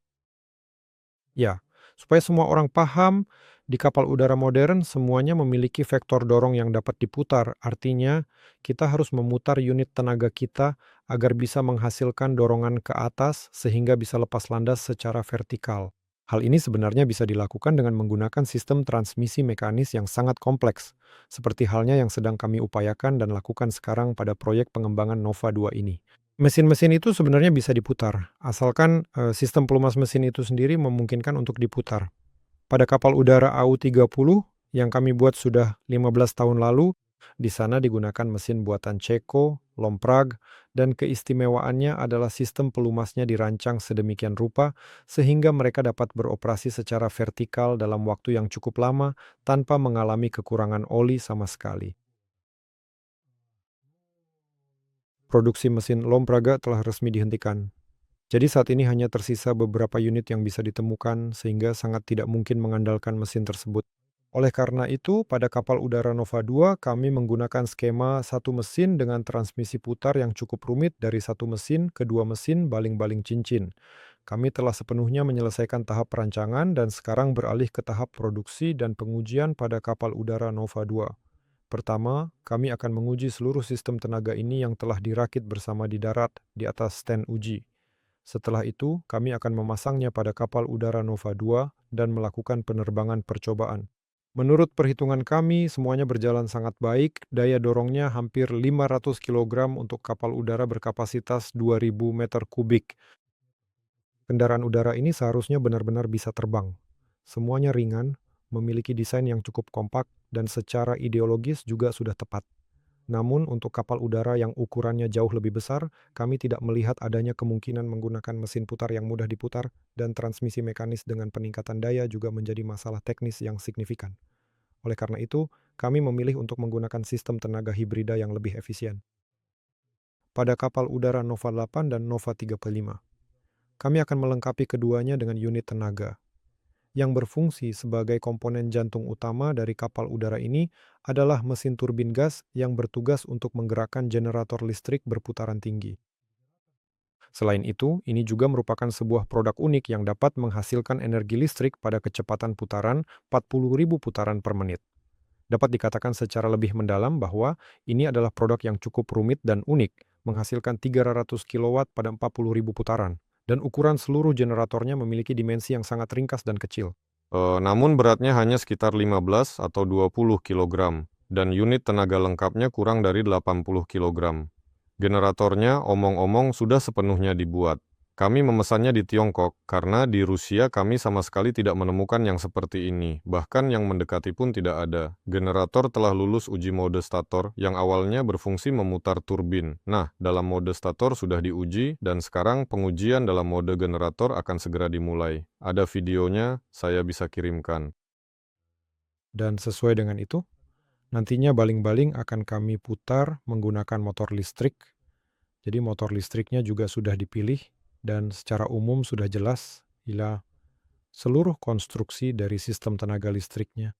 Tujuan utama kami sebenarnya adalah agar pada proyek balon udara Nova 8 dan Nova 35 dapat beroperasi dengan memanfaatkan sistem tenaga hibrida yang canggih.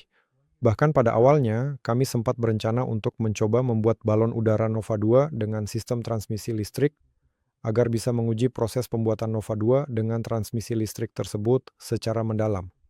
Namun untuk saat ini kami membatalkannya dan memutuskan untuk memfokuskan seluruh sumber daya serta tenaga kami pada sistem standar dengan transmisi mekanis. Namun demikian, rencana awal tersebut akan tetap kami simpan sebagai bahan pertimbangan yang berharga di masa depan. Sebenarnya kami sudah punya fondasi yang bagus untuk transmisi listrik. Ya, satu-satunya hal adalah ketika kami menyusun spesifikasi teknis untuk pembuatan unit kontrol, kami sampai pada kesimpulan bahwa unit-unit itu sendiri memang unik. Dan proses pembuatannya memakan waktu lama, sehingga jauh lebih mudah dan cepat untuk membuatnya dengan mesin bensin yang sudah dibeli dan semuanya sudah jelas dan pasti. Kami akan membuatnya dan skema ini akan kami kembangkan, tidak akan hilang, kami tidak menolaknya, kami hanya menaruhnya dalam status jeda. Kami menaruh itu dalam status jeda, kami hanya tidak ingin terlalu banyak fokus sekaligus supaya kita tetap bisa terbang dengan Nova 2 pada 2026. Kami fokus satu tugas saja agar pasti terbang pada tahun 2026. Meskipun perhitungan menunjukkan seperti yang sering dikatakan kepala insinyur kami, Maxim, kita sebenarnya bisa menggunakan baling-baling kemudi belakang dengan mesin dan baling-baling yang sama, cukup pasang 4 di gondola. Tidak persis seperti itu, tidak sepenuhnya begitu. Daya dorong baling-balingnya bagus, tenaganya juga cukup. Baik, saya mengerti, tapi saya kurang begitu menyukai sistem seperti itu. Sistem harus sederhana dan logis, kita harus berusaha agar tetap minimalis. Karena membuat sistem dengan 4 baling-baling padahal sebenarnya bisa cukup dengan 2 baling-baling, menurut saya hal itu juga kurang tepat secara teknis. Oleh sebab itu maka Nova 8, begitu kami memiliki sistem tenaga hibrida dan yang paling penting jantungnya, yaitu unit energinya, karena bagian lainnya secara garis besar sudah jelas metode pembuatannya, 35. Bisa dikatakan bahwa Nova 8 sudah akan cukup dekat untuk diluncurkan, begitu juga dengan Nova 35. Untuk Nova 35, kami juga sudah mulai bekerja dan pertama-tama mulai merancang bodi yang kokoh. Dalam proses kami membuatnya dalam model 3D, kami menyadari bahwa masih banyak hal yang belum sepenuhnya jelas. Tidak semua hal bisa dipahami hanya dari layar komputer, dan karena itu diambil keputusan, ini benar-benar diputuskan pada musim gugur, bulan September, bagaimana kalau kita membuat model Nova 35 dalam skala 1:20 agar bisa melihat dan merasakan langsung dengan tangan, seperti apa bodi kokoh itu. Penonton setia webinar kami mungkin akan bertanya, bukankah kalian sudah berencana membuat maket itu sejak musim gugur tahun lalu? Tidak, paling lambat musim semi. Ya, memang benar. Kami pernah bilang akan membuat model itu, tapi skalanya bukan 120, agak berbeda. Khusus yang 120 ini, kami memutuskan pada September 2025 untuk membuatnya. Tapi lagi-lagi, kami sedikit salah memperkirakan beban kerjanya. Saya pikir model itu selesai dalam 2 bulan, tapi ternyata baru beres. Sekarang modelnya sudah di kantor, memang sudah ada di sana, dan tersebar di internet. Banyak orang bertanya-tanya, apa yang sudah dipahami, diuji, dan apakah kuat jika di lantai tanpa penyangga lalu digerakkan? Tidak, kenapa juga kami harus memperlakukan model itu seperti itu, bagaimanapun juga kami sudah banyak memahami dan mempelajari terutama soal teknologi perakitan serta teknologi pemasangan penyangga karena proses tersebut ternyata sangat memakan waktu dan tenaga, dan bahkan selama proses perakitan kami mengubah banyak pendekatan, dan sekarang bisa dibilang pemahaman tentang bagaimana membuat rangka keras balon udara dengan volume sebesar 30.000 meter kubik itu jauh lebih baik. Tidak semuanya sudah sepenuhnya jelas, tidak semuanya sudah selesai. Kami masih harus memulai iterasi berikutnya dari perancangan rangka ini. Tapi yang bisa saya katakan adalah konsep yang dipilih ini, sekali lagi kami berjuang untuk bobot. Artinya bobot itu adalah efisiensi ekonomi. Apa perbedaan antara yang ini tolong jelaskan dan yang dibangun oleh orang Jerman 100 tahun lalu atau dengan yang baru saja dibangun oleh Sergey Brin misalnya? Saya sedikit tahu tentang milik Sergey Brin, seperti apa bentuknya. Saya bahkan pernah melihatnya di hanggar. Ada masa di mana saya berada di California, saya diundang ke sana, saya berada di hanggar saat saya baru akan memulai, saya berbicara dengan kepala insinyur dari balon udara itu, dengan Alan Weston. Menurut saya, konstruksi badan balonnya tidak terlalu rasional. Ada banyak ide orisinal di sana, tapi menurut saya hasilnya agak terlalu berat. Kami berencana membuat balon udara Nova 35 dengan volume yang kurang lebih sama dengan balon udara milik Brin. Saat ini terlihat jelas bahwa rangka tersebut bisa dengan sangat mudah kita buat memiliki bobot total seberat sekitar 2 ton. Artinya rangka balon udara dari serat karbon dengan panjang 120 meter dan diameter tengah 24 meter serta terdiri dari 12 stringer bisa kita buat seberat 2 ton, mungkin sedikit lebih dari 1 ton. Dan saya sendiri memperkirakan bahwa seluruh konstruksi balon udara seperti itu bisa dibuat seberat 10 ton. Jadi, jika 35.000 meter kubik adalah volume balon udara, sekitar 30.000 meter kubik adalah volume gas, artinya kita punya 30 ton untuk volume gas, dan konstruksinya kita buat seberat 10 ton. Namun ini belum final karena semuanya belum dihitung sampai tuntas, belum semuanya jelas, tapi masih tersisa 20 ton untuk bisa dibilang muatan komersial dan bahan bakar, dan kemudian entah kita membawa 10 ton dan mengangkutnya sejauh 5 sampai 6 ribu kilometer, atau kita membawa 20 ton, tetap 20 ton, tapi karena kelebihan beban kita menambah 3 sampai 4 ton bahan bakar lagi dan mengangkutnya sejauh 2.000 kilometer atau 1.000 kilometer. Artinya balon udara ini akan menjadi kuda pekerja.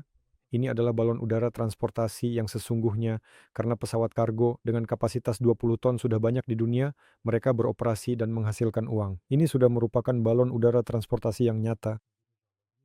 Jika Nova 2 lebih banyak digunakan untuk iklan, pengamatan dari udara, dan wisata VIP, sedangkan Nova 8 menurut saya lebih merupakan pesawat wisata berkapasitas 19 penumpang untuk penerbangan panorama semacam Zeppelin NT. Hanya saja bisa dibilang lebih canggih dalam arti lebih ringan, lebih murah dalam produksi dan karena itu bisa lebih diminati. Sedangkan Nova 35 adalah kuda pekerja yang sesungguhnya ini adalah balon udara kargo yang dapat terbang di jalur pengangkutan dan mengangkut barang.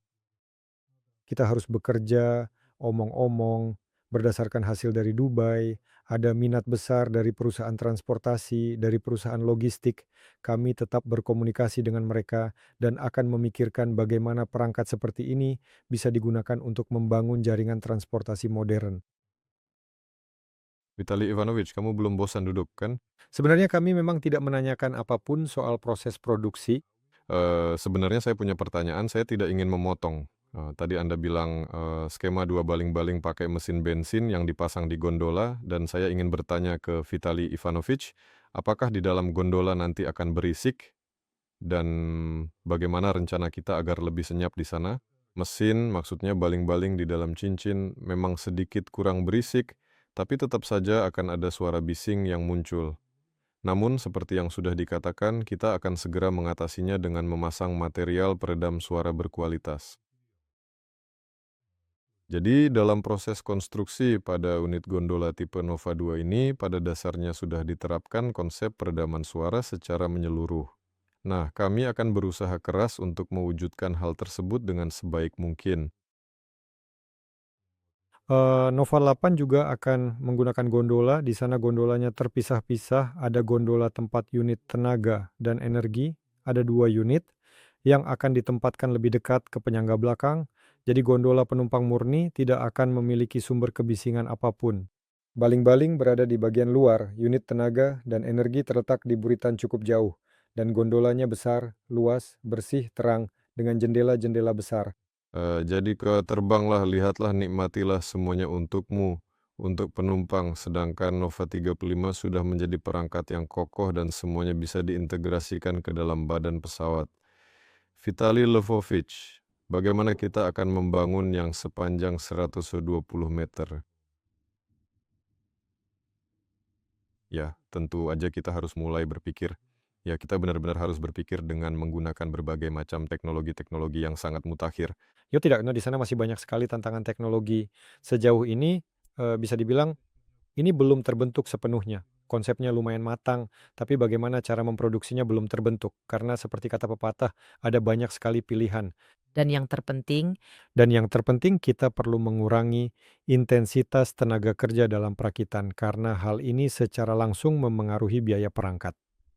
Semakin sedikit, bisa dikatakan jam kerja yang dihabiskan untuk perakitan, semakin murah perangkat ini nantinya. Karena biaya tenaga kerja manusia bahkan lebih besar atau setidaknya sebanding daripada biaya bahan mentah. Jadi kita akan terus berpikir. Ya, pelanggan terus memberikan tekanan yang signifikan kepada kami. Selama tahun 2025 ini, kami benar-benar menerima beberapa dorongan serius untuk terus berkembang. Inilah permintaan dari para pelanggan, khususnya pelanggan domestik kita di Rusia, seperti saat kami pergi ke Yakutia.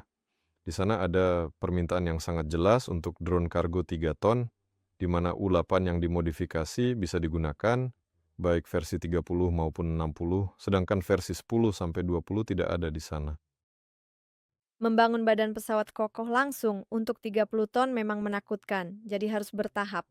Karena itu, dipilih pesawat sepanjang 120 meter, volume 35.000 meter kubik, dan kapasitas angkut maksimum 20 ton. Saya rasa 20 ton adalah muatan yang sangat dapat diterima. Kita perlu membicarakannya dengan pengguna akhir. Ya, pada prinsipnya jika kita memodifikasi badan pesawat agar lebih mirip pesawat terbang dan menyelesaikan masalah lepas landas, bahkan pesawat seberat 35.000 ton pun dapat terbang dengan muatan 30 ton. Tolong jangan terburu-buru ya. Mari kita lihat apa hasilnya. Bagus. Zeta hanya akan mengingat kembali apa yang terjadi dengan para pelanggan. Dan saat ini kami sedang melakukan pekerjaan serius untuk memantau pesawat udara. Hal ini membutuhkan operasi udara yang konstan, dengan pendaratan minimal sekali sehari. Ada proyek untuk 7 perangkat, ukurannya sedikit lebih besar dari Nova 2. Kami terus menunggu dan menunggu. Kami sangat siap menghadapi tantangan apapun yang ada. Kami sedang membangun semuanya dengan teliti. Namun yang terpenting adalah kini sudah terbentuk sebuah tim yang kuat. Bisa dibilang timnya sudah benar-benar solid. Mungkin untuk memperluas tugas, tim ini perlu diperbesar, tetapi inti utama para insinyur yang merancang sudah kami miliki. Jadi ketika kami membangun Nova 2, tim ini akan semakin solid, semakin kuat, bisa dibilang semua fondasinya akan benar-benar terbentuk. Jika ada tugas lain, tinggal menambah daging di sekitar fondasi itu secara kiasan seperti itu. Baru-baru ini kami kembali melakukan evaluasi rencana dan Boris Alexandrovich Ivchenko berkata, ya, kita tidak punya ini, kita tidak punya itu, tapi sebenarnya ada banyak proses di perusahaan yang harus dibenahi. Proses perancangan, proses interaksi, pengelolaan dokumen, regulasi, standar, model interaksi itu sendiri, proses bisnis, dan lain-lain, dan semuanya harus dituangkan ke dalam dokumen. Meskipun banyak masalah terungkap, kami tetap menerapkan prosedur sertifikasi untuk perangkat dan perusahaan termasuk perizinan. Boris Alexandrovich berteriak gugup, kita kekurangan segalanya, kita harus lakukan ini, kita sama sekali tidak sempat. Saya bilang, Boris Anatolievich, di perusahaan sebelumnya, tempat Anda membangun negara, berapa tahun yang dibutuhkan untuk membentuk tim yang akhirnya bisa bekerja seefisien jam? Dia pun terdiam. Dalam kurun waktu 10 tahun ini, ya kita sudah bergerak secara jauh lebih cepat. Semua di sini adalah orang-orang pilihan yang istimewa, proses penyesuaian terjadi, ada perdebatan, semuanya berjalan seperti biasa, begitu juga di sini. Baik, Saudara Gennady. Apakah ada pertanyaan? Ya, ada beberapa pertanyaan. Saya masih bersama Anda, teman-teman. Saya senang menjadi suara latar Anda. Tidak banyak pertanyaan saat hari kerja, semua sibuk bekerja. Tapi saya akan membacakannya. Pertanyaan pertama. Bagaimana dengan daya layar dari luas midship jika Anda mau dan efisiensi energi lainnya untuk mengimbangi beban angin? Meskipun kita semua tahu bahwa ukuran fisik dari sebuah pesawat udara itu memang sangat besar, jika kita mencoba mengambil contoh dari model yang ada di sini, maka akan ada banyak orang yang terkejut saat mengetahui fakta bahwa jika kita membandingkan pesawat udara ini, terutama pada saat ia sedang terbang di angkasa dan terkena angin yang kencang di sepanjang garis sumbunya dengan ketebalan sebuah pelat yang diletakkan melintang terhadap aliran dan memiliki hambatan yang kurang lebih sama dengan badan seperti ini, maka pelat itu akan tampak sangat kecil. Artinya badan berbentuk cerutu yang aerodinamis memang memiliki hambatan yang sangat kecil. Jadi sekali lagi, jika kita membuat sebuah pelat-pelat bulat yang datar lalu menempatkan dua di antaranya bersebelahan, maka pelat itu akan memberikan hambatan yang lebih besar. Tidak maksudnya memilih pelat dengan ukuran sedemikian rupa sehingga hambatannya sama dengan badan ini, maka ukuran pelat itu akan jauh lebih kecil daripada diameter bagian tengah badan ini. Seberapa jauh lebih kecil? Nah, kalau dari luas permukaan, kira-kira sekitar 20-25 kali lebih kecil. Nah, itu memang signifikan. Itulah sebabnya badan berbentuk cerutu. Dari sudut pandang aerodinamika, sangatlah efisien. Selanjutnya, yang penting adalah untuk tidak pernah membiarkan angin menerpa dari samping. Seperti kapal yang selalu berusaha agar saat ombak tidak pernah berdiri melintang, melainkan selalu menghadap ombak dengan haluan. Begitu juga dengan balon udara, ia harus selalu menghadap angin dengan haluannya. Itulah sebabnya di darat ia berputar mengikuti arah angin, dan saat terbang, ia terbang lurus, sehingga selalu terkena angin sepanjang sumbu utamanya. Berbicara sedikit mengenai angin, beban, dan sebagainya, ada video bagus yang sangat relevan. Nanti akan saya kirimkan di grup Telegram, di chat kita yang namanya tahap kedua. Sebentar lagi namanya akan jadi tahap ketiga, jadi sepertinya sudah waktunya untuk segera diganti namanya. Di sana peralatannya diletakkan di tanah, ada balon udara yang dibawa, mungkin belum nonton videonya, itu karya Vladimir Alexeyevich Kopalov. Di tengah badai salju, pohon melengkung, dan tenda-tenda beterbangan. Volumenya 1200 media. Ya, di sana benar-benar berdiri kokoh seperti monolit dan sama sekali tidak terpengaruh. Ini berkaitan dengan pertanyaan semua orang tentang angin, dalam kondisi seperti apa balon itu bisa dioperasikan di darat, di udara, dan sebagainya. Nah, Vadim Vasilievich bilang angkanya cukup signifikan untuk lepas landas dan mendarat, juga untuk penyimpanan di darat, sulit dipercaya, bahkan berdiri sendiri di angin seperti itu pun kadang tidak bisa bertahan. Nah, kebetulan ada juga video arsipnya dan akan saya kirimkan ke kalian sekarang, silakan lihat juga. Tidak, peralatan ini memang punya kekhususan, harus dioperasikan dengan benar. Jangan biarkan hal seperti itu terjadi. Pertama, jangan biarkan tekanan di dalam selubung turun. Selama selubung mengembang, bentuknya terjaga, dan ada tekanan di dalamnya, aerodinamikanya baik. Jika tekanan mendadak turun, terbentuklah pola sendok dan gaya aerodinamis meningkat beberapa kali, bahkan 10 kali lipat. Ini harus dicegah. Dan kedua, jangan berdiri menyamping terhadap angin. Kita harus terus berupaya dan beradaptasi.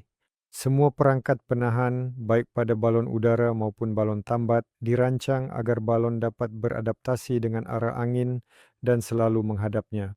Semua akan berjalan dengan baik.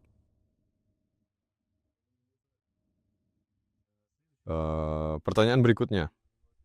Terkait kontak-kontak yang didapatkan di pameran Dubai, apakah sudah mulai bekerja sama dengan seseorang? Apakah mereka berencana datang ke Rusia dan bagaimana dengan pesanan? Apakah ada investasi dari kontak-kontak baru tersebut atau tidak? Ada banyak sekali kontak dan mereka berada pada tahap pengembangan yang berbeda-beda. Kontak yang paling potensial bisa dibilang adalah seseorang yang sudah datang ke sini, ternyata dia orang Rusia, mereka bertemu dengannya di Dubai, dia mendekat dan dia datang dengan tugas yang sangat spesifik, dia punya masalah dan meminta kami untuk menyelesaikannya. Dan dia sudah datang, kami sudah berdiskusi, dan kami sepakat bahwa kami tidak lagi membahas teknisnya, kami sedang menghitung aspek komersial dari alat ini, berapa biaya pekerjaan tersebut, dan setelah tahun baru pada bulan Januari kami akan memberitahunya harga finalnya. Ya sebelumnya kami sudah memberitahunya harga perkiraan. Dia bilang ya, pada prinsipnya dia setuju bekerja dalam kisaran harga tersebut, tapi sekarang kami harus mematangkannya. Apa maksudnya mematangkan? Kami harus menghubungi semua rekanan karena di sana ada komponen-komponen, harga berubah, harga naik, ada yang keluar dari pasar, ada yang masuk, dan kita harus memperbarui seluruh basis data komponen, barulah kita bisa memahami biaya nyata dari alat ini. Kami akan bertemu setelah tahun baru menyebutkan harga, menandatangani kontrak, dan pekerjaan ini pun berjalan. Masih ada beberapa kontrak lagi, bisa dibilang tidak terlalu mendesak, tapi juga dengan minat yang besar. Sepulang dari Dubai, kami menulis surat, saling bertukar pendapat, dan sekarang menunggu langkah selanjutnya dari pihak mereka. Mereka menunjukkan minat, kami merespons minat itu, kami menuliskan kemampuan kami kepada mereka, dan mengajukan beberapa pertanyaan. Sekarang kami menunggu akan kemana semua ini mengarah. Tentu saja ya kami tidak akan meninggalkan kontak-kontak ini. Jika perlu kami akan menelepon, bahkan mungkin bertemu langsung. Ada juga calon investor yang hanya tertarik pada topik kami dan ingin berinvestasi, mereka juga perlu kami tindak lanjuti. Namun ini lebih ditujukan untuk Fyodor Sergeyevich, untuk kepemimpinan kita. Ini masih bukan tugas Vitali Ivanovich dan saya sebagai ahli teknologi. Kami akan melaksanakan semua rencana ini. Ya, jika Anda menjawab pertanyaan tentang apakah ada investasi, sebenarnya investasi tersebut tidak dilacak melalui rekening pribadi.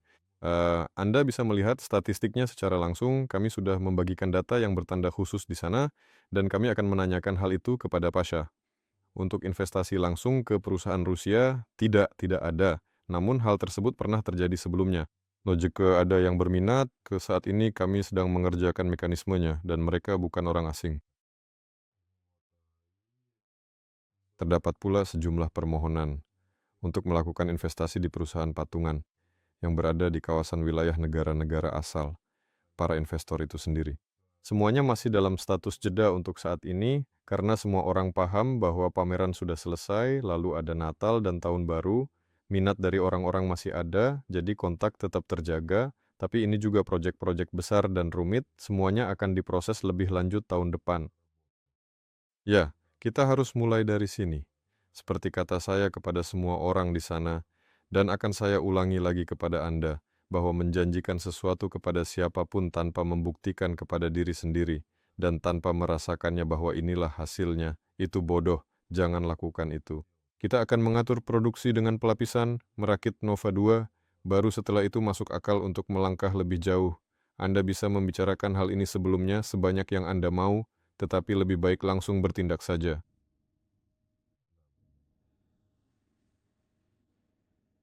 Sebenarnya masih ada satu pertanyaan tambahan lagi, dari para penggemar setia tim Aeronaut.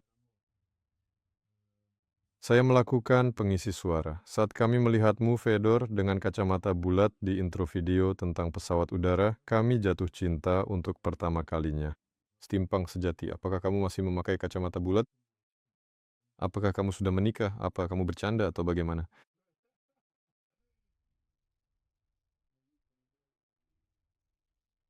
Fedor sudah menikah, kalau ada yang ingin tahu.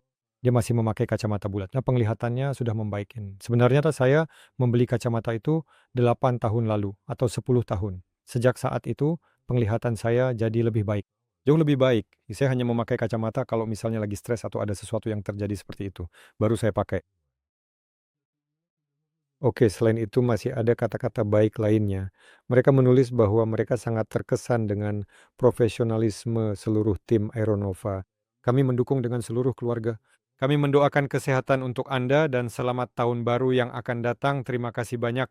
Ada pertanyaan tentang motor listrik pada Slavyanka. Apakah memang direncanakan untuk digunakan? Ya, kami sudah berkali-kali menjawab. Tentu saja motor itu bisa digunakan dan Dimitri Sanic juga sudah mengatakan. Begitu Anda sudah menyusun dan merumuskan spesifikasi teknisnya, silakan serahkan. Untuk Nova 8, begitu kami merumuskan spesifikasi teknisnya, akan kami serahkan karena kami rasa mereka memang sudah ada, setidaknya sebagian besar.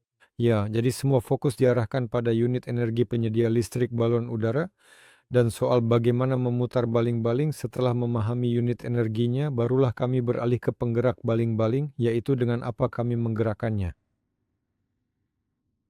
Baik, ada pertanyaan dari Alexander.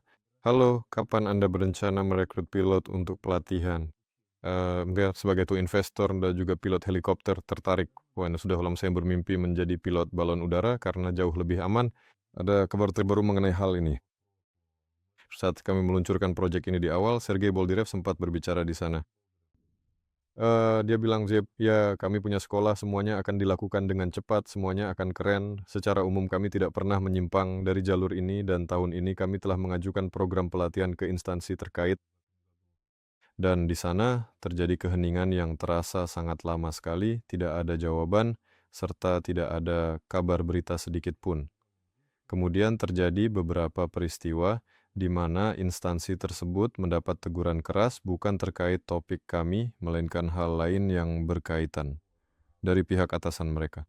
Tampaknya teguran tersebut sangat tajam hingga akhirnya sampai ke kami. Sergei ditelepon, lalu mereka mulai menanyakan banyak hal. Program apa ini, siapa yang menjalankan, siapa yang membiayai, siapa yang mendukung di pemerintahan. Pokoknya banyak sekali pertanyaan yang diajukan dan dia menjawab semuanya sendiri. Akhirnya mereka mencapai kesepakatan. Jadi soal programnya sudah jelas, sekarang yang lebih penting bukan lagi programnya, melainkan program itu sendiri yang diajukan untuk disetujui. Secara umum yang mereka tanyakan adalah rencana industri kita dan bagaimana langkah selanjutnya yang akan diambil. Perangkat apa yang digunakan, kapan, tahun berapa, dan setelah libur tahun baru kami sudah menjadwalkan rapat. Intinya, mereka ingin tahu situasinya, program sedang diajukan persetujuannya, semuanya sudah dilakukan. Baiklah, masih belum semuanya, masih kurang balon udara, yang karenanya kalian bisa dipenjara, jadi kecil kemungkinan tahun depan kita langsung bisa merekrut orang dan melatih mereka untuk sesuatu. Ngomong-ngomong, sekarang juga sudah bisa belajar menjadi pilot eksternal balon udara. Kami juga sedang membuka pendaftaran. Sepertinya pelatihan pilot eksternal dijadwalkan untuk bulan Februari untuk balon-balon kecil, setidaknya untuk sementara seperti itu. Tapi secara kasar sudah bisa dibilang mendaftar. Saya juga mau, pelatihannya berbayar. Itu keputusan pribadi Anda untuk ikut atau tidak, tapi akan ada kesempatan dan akan sangat baik bagi kami jika ada orang lain yang bisa. Selain 2 orang kami yang akan kami latih dan memiliki izin resmi untuk mengoperasikannya dan khusus untuk terbang dengan balon udara, jika programnya tahun depan disetujui dan balon udaranya terbang, kemungkinan besar pada awalnya hanya pilot uji coba yang akan menerbangkannya, tetapi setelah mendapatkan sertifikat untuk prototipe tunggal pada tahun 27, saya rasa sudah bisa naik dan terbang sendiri, jadi ya pada tahun 26 sudah bisa mulai belajar. Dan langsung saja ke pertanyaan utama, kemana sebenarnya harus mengirimkan resume? Sudah cukup banyak orang yang berminat, ya omong-omong, ini adalah pertanyaan yang cukup serius. Nah, orang-orang sangat ingin menjadi pilot balon udara. Kami bilang, saat ini kami membuat yang tanpa awak, kami juga pasti akan membuat yang berawak, tenang saja, jangan merasa khawatir, ya. Nanti versi tanpa awak memang sudah direncanakan, tentu saja itu akan segera ada. Ya, kemana harus mengajukan? Sekali lagi ke email resmi official@aeronova.team. Dan kalau memungkinkan, tolong bagikan saja alamat emailnya atau situs webnya, di situs juga bisa dilihat-lihat. Tapi kita harus menunggu dulu sampai ini. Ini semua hanya formalitas bagi kami. Kami bisa membuat daftar tentu saja karena banyak yang berminat. Serahkan ini langsung ke Sergei Boldirev. Dia sendiri yang akan mengajar di sekolahnya. Kalian adalah calon kliennya di masa depan, saudara-saudara. Benar sekali. Saya menemukan satu-satunya jalur untuk mengirimkan aplikasi. Baiklah, oke. Baiklah, kalau memang begitu, mari kita lanjutkan. Apakah ada rencana tertentu untuk mengurus pendaftaran paten di luar negeri nanti? Pertanyaannya memang menarik. Pertanyaan ini memang sering muncul. Kami mulai memikirkannya, mempertimbangkannya. Tapi sejauh ini belum sempat, bisa dibilang begitu. Kami memang punya sesuatu untuk dipatenkan dan kami paham apa yang harus dipatenkan. Kami benar-benar harus mengurus hal ini, tapi saat ini jadwal kerja kami sangat padat. Kami mengerahkan semua tenaga agar bisa secepat mungkin memulai produksi, supaya semua insinyur bisa segera menghasilkan produk rekayasanya, agar Vitali Lvovich dan Vladimir Alexievich yang akan bertanggung jawab dalam menangani proses produksi cangkang di tempat kami, dengan tujuan supaya mereka bisa segera mulai untuk memproduksi, dan kami bisa merakit balon udara serta terbang pada musim gugur tahun 2026. Begitu para insinyur kami mulai memiliki waktu yang lebih luang, kami pasti akan mulai beralih fokus ke urusan perlindungan kekayaan intelektual kami. Ya, tapi mereka tidak berencana untuk santai karena kami sedang mengalami kekurangan staf yang parah. Apalagi ada versi berawak, model baru 8, dan lainnya. Kita perlu memperluas jumlah staf secara besar-besaran. Jika sekarang bisa menggandakan tim, itu sangat membantu. Tapi saat ini anggaran kami belum mencukupi. Namun demikian, kita harus memikirkan bahwa hal ini sangat penting, tapi saya paham prosedurnya berbeda. Sebelum mematenkan di luar negeri, harus dilakukan di dalam negeri dulu. Artinya, pertama-tama, ini lebih murah, hanya saja kami kekurangan tenaga. Tidak perlu dipatenkan secara umum. Itu tergantung pada Anda. Jika menggunakan perusahaan asing dan mematenkannya atas nama itu, maka Anda tidak perlu mematenkannya di Rusia. Namun jika mendaftar atas nama Rusia, maka ya saya rasa perlu. Pertanyaan selanjutnya, berapa lama masa pakai cangkang tersebut dan setelah berapa lama perlu diganti? Seluruh rangkaian pertanyaan ini sebenarnya akan sangat bergantung pada jenis bahan yang akan digunakan, terutama pada detail lapisan polimer yang digunakan untuk membentuk bagian cangkangnya tersebut. Jika itu sebenarnya adalah cangkang poliuretan murni, biasanya kami menuliskan jangka waktu masa pakai selama 5 tahun. Tetapi balon udara nyata yang pernah terbang di angkasa, ia bisa bertahan 10 tahun bahkan sedikit jauh lebih lama lagi.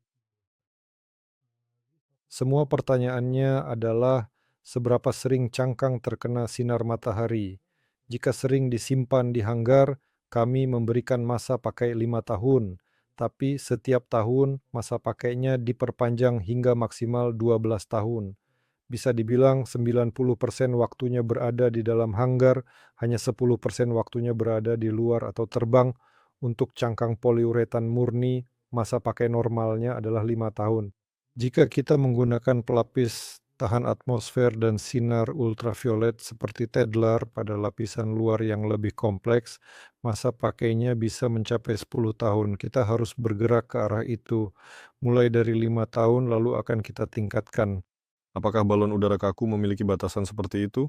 Tetap saja, bahkan jika kita menggunakan pesawat dengan lapisan lunak, sebenarnya seberapa lamakah jangka waktu masa pakainya? 8 tahun? Setiap 8 tahun sekali? Tidak, biasanya diganti 2 kali setiap 3-5 tahun. Itu karena kainnya dari katun. Karena terbuat dari katun ya. Dengan bahan sintetis bisa 7-10 tahun. Nah, jadi masa pakainya kira-kira sama. Secara tampilan, rangkanya akan tetap lama, karena kemungkinan besar tidak akan terjadi apa-apa dengan karbon kompositnya. Tapi pelapis luarnya tetap harus diganti setelah 10 tahun, bahkan pada balon udara kaku sekalipun. Mohon diingatkan kembali mengenai berapa jumlah total staf kita saat ini. Kami baru saja melakukan pengurangan, saya tidak tahu angka pastinya, sedikit lebih dari 50 orang. Kita harus menghitung ulang. Tapi sekali lagi, kalian harus paham, itu bukan semua insinyur, seluruh divisi kami sudah terisi, bagian SDM, akuntansi, bagian umum, bagian komersial, lalu dari total 60 orang itu, berapa insinyur yang kita punya? Ya, hanya Vitali Lvovich, Vadim Vasilievich, Boris Sanich, mereka tidak ada, jadi hanya 4 insinyur ini, sisanya hanya untuk formalitas. Jangan menakuti investor, kita sebenarnya punya lebih dari 30 insinyur yang benar-benar bekerja dan juga bersama di bengkel. Di bengkel ada Vitali Lvovich, dia semacam pelatih yang juga ikut bermain. Ternyata dia sendiri yang mendesain bagian-bagian dan peralatan gondola tersebut. Dan di bengkel dia bekerja bersama orang-orang, jadi dia sebagian besar berperan sebagai pengendali seperti yang saya pahami sebagai seorang ahli teknologi. Dan kami memiliki 4 orang staf yang bekerja di bengkel, jadi secara kasar berjumlah 5 orang. Mengapa 5? 5 dan Vitali Lvovich yang ke-6.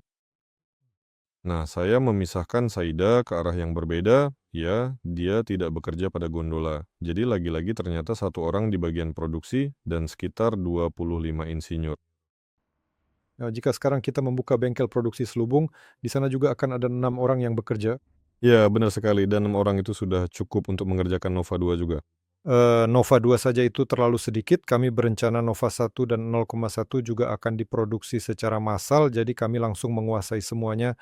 Dan masih banyak hal menarik lainnya yang akan kami buat untuk pelanggan Rusia. Baru-baru ini ada 1 lagi yang datang, bahkan membawa ke Yarostat dan meminta, tapi sepertinya untuk saat ini kami belum berencana ke sana.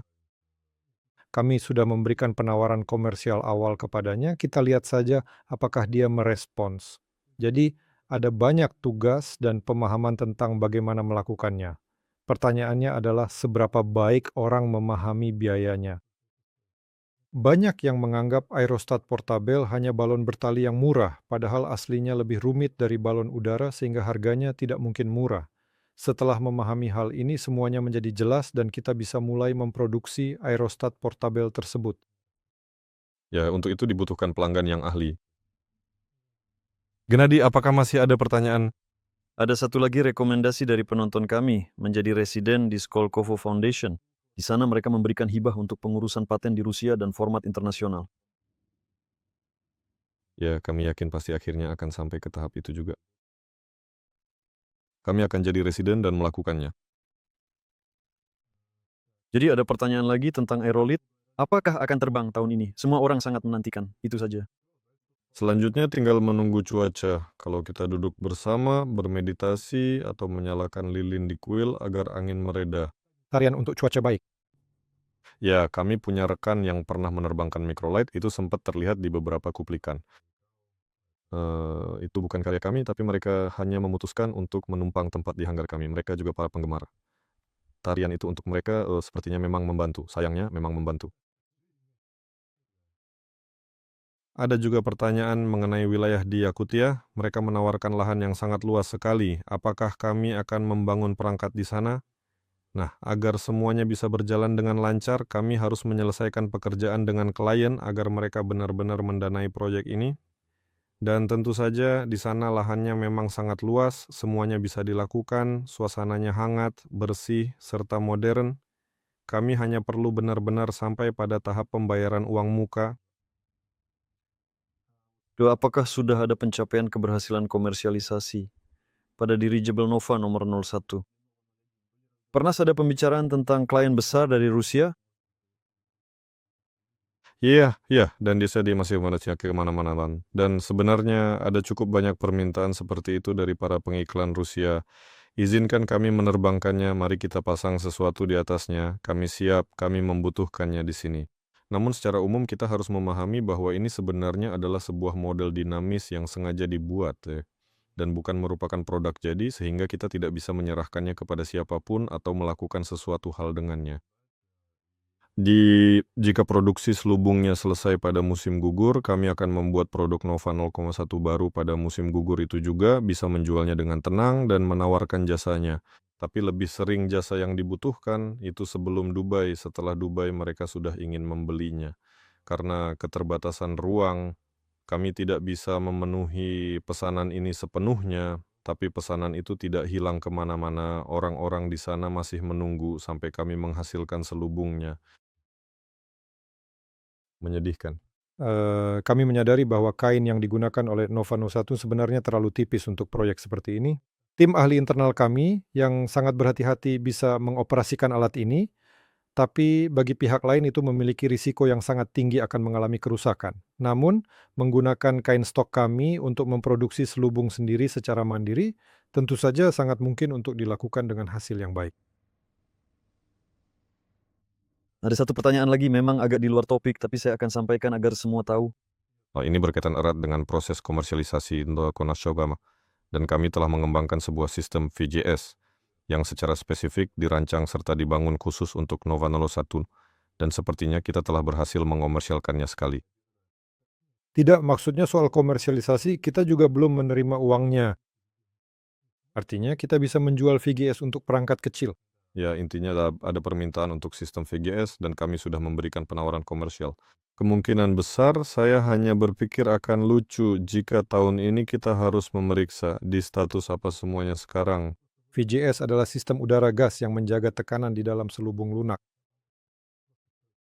Tim kami telah merancang sistem mini VGS yang memungkinkan kita mempertahankan tekanan di dalam selubung perangkat hingga kapasitas sebesar 250 meter kubik. Dan jika dipasang beberapa unit, kami memang sudah memasang 2 unit untuk cadangan tambahan di Nova 01. Ini benar-benar produk kami sendiri, hasil pengembangan kami, sebuah mikroturbin yang sangat kecil. Bahkan mikroturbin ini dengan diameter kipas 78 mm.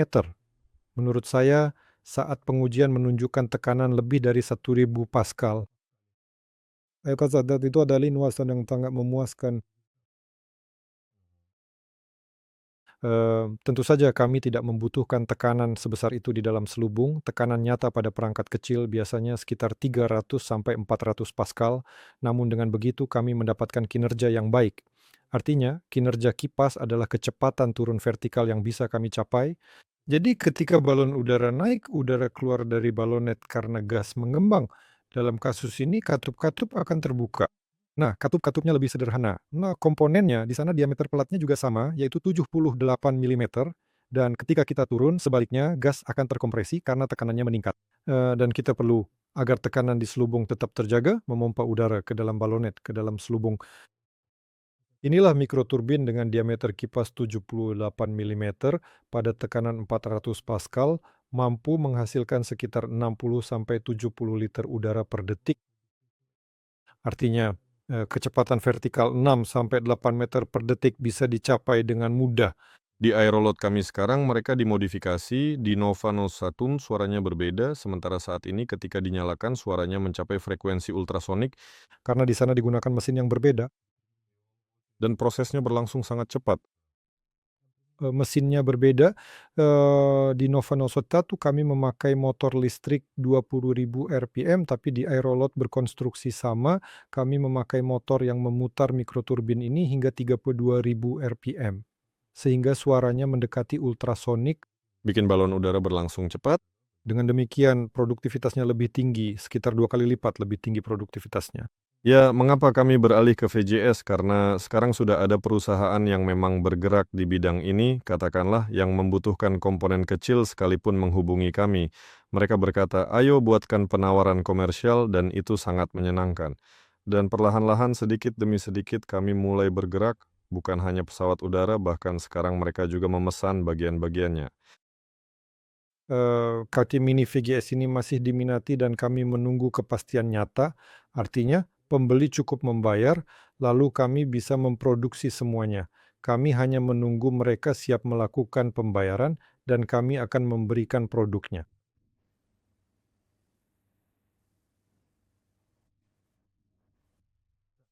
Jadi sekali lagi mungkin kurang tepat, tapi akan saya sampaikan, Solar Group pernah membahas upaya melalui Bank Sentral untuk secara resmi menarik dana dari katakanlah masyarakat Rusia. Apakah ada kabar terbaru mengenai hal ini? Itu sebaiknya bisa Anda tanyakan langsung kepada Pavel Filipov atau Sergei Semenov, Yananen. Saya memang tahu sedikit tentang itu, tapi hanya sebatas kabar burung, jadi saya tidak akan menjawab apapun. Silakan tanyakan langsung kepada mereka. Selanjutnya, Apakah pernah ada kontak dari pihak pemerintah Moskow misalnya untuk membantu mencari lokasi produksi? dari pihak kami tidak ada, sepertinya dari pihak mereka juga tidak ada. Tidak ada. Saya tahu ada sumber daya khusus dan pemerintah Moskow secara umum membantu kita mengajukan permohonan serta spesifikasi teknis dan sebagainya, tapi akhirnya semua bergantung pada besaran investasi atau seberapa menguntungkan bisnis Anda di sana. Jika membuat produksi percobaan cangkang, awalnya belum ada untung. Terlalu dini bicara keuntungan karena produksi masih untuk kebutuhan internal. Bagi kami, jika balon udara eksperimental dibuat, itu juga sama, tapi tidak dalam waktu dekat. Secara umum memang ada tantangan tersendiri, meskipun saya tahu kita bisa berdialog dan mengubah persyaratan dalam batas tertentu. Namun sejauh ini kami berusaha mengandalkan kemampuan sendiri, mungkin memang sebaiknya diingat kembali. Selain itu, ada kenalan sejak awal proyek yang menawarkan bantuan untuk mewujudkan semua ini, dan kontaknya memang ada, hanya saja belum dimanfaatkan. Baik, ada pertanyaan lagi. Sebelumnya pernah dibicarakan bahwa akan ada pembayaran imbalan kepada investor dari proyek balon udara iklan, rencananya akan mendapatkan penghasilan dari sana. Apakah arah ini sudah dikerjakan atau sekarang menjadi prioritas kedua? Mengenai soal pembayaran, rencananya dari pesanan komersial pertama kami akan membayar para investor seperti yang pernah dikatakan oleh Semenov, tapi komersialisasi belum terjadi karena produksi balon udara belum dimulai. Sedih memang, namun tawaran dan klien tetap ada. Silakan Anda semua bersedia menunggu. Baik, sepertinya itu saja. Ada beberapa pertanyaan yang berulang, banyak sekali ucapan, selamat, dan kata-kata dukungan. Jadi pada dasarnya, jika semuanya sudah dibahas, kita bisa akhiri. Nah, saya juga ingin mengucapkan selamat kepada penonton, investor, mitra, teman, dan rekan dengan tahun baru. Vitali Ivanovich, apa yang ingin Anda sampaikan? Tunggu sebentar, saya ingin sedikit membatasi ruang lingkupnya. Kita semua bersama-sama menjadi sebuah tim penerbang balon udara. Jadi apa harapanmu untuk kita semua, termasuk dirimu sendiri di tahun depan? Agar elang dapat terbang dengan bebas tanpa adanya rintangan apapun. Ini sudah cukup baik, kira-kira begitu. Dan di akhir siaran ulang ini, kami siapkan ucapan selamat dari tim Aeronova. Jadi jika Anda sedang mengudara, jangan pindah saluran, tetaplah di sini. Ucapan selamat akan segera datang. Sendirian? Baiklah, sampai jumpa semuanya. Guys, sampai jumpa tahun depan atau lewat chat, kemana saya harus upload video sekarang. Dan itu akan terjadi tepat di sini sekarang, yang kita. Oh bukan, saya sedang membicarakan hal lain di mana ada angin, badai, dan peralatan. Selamat liburan untuk semuanya teman-teman. Sampai jumpa semuanya. Selamat tinggal. Selamat tahun baru.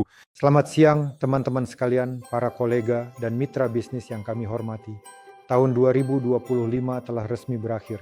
Tahun ini memang bukanlah tahun yang mudah bagi kami, namun terasa cukup produktif dan menarik bagi kita.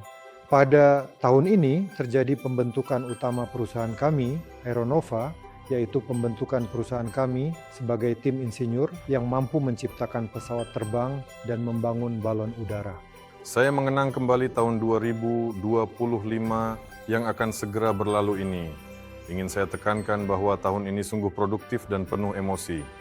Kami menyaksikan penerbangan pertama, juga kegagalan pertama, lalu momen kebangkitan pertama balon udara.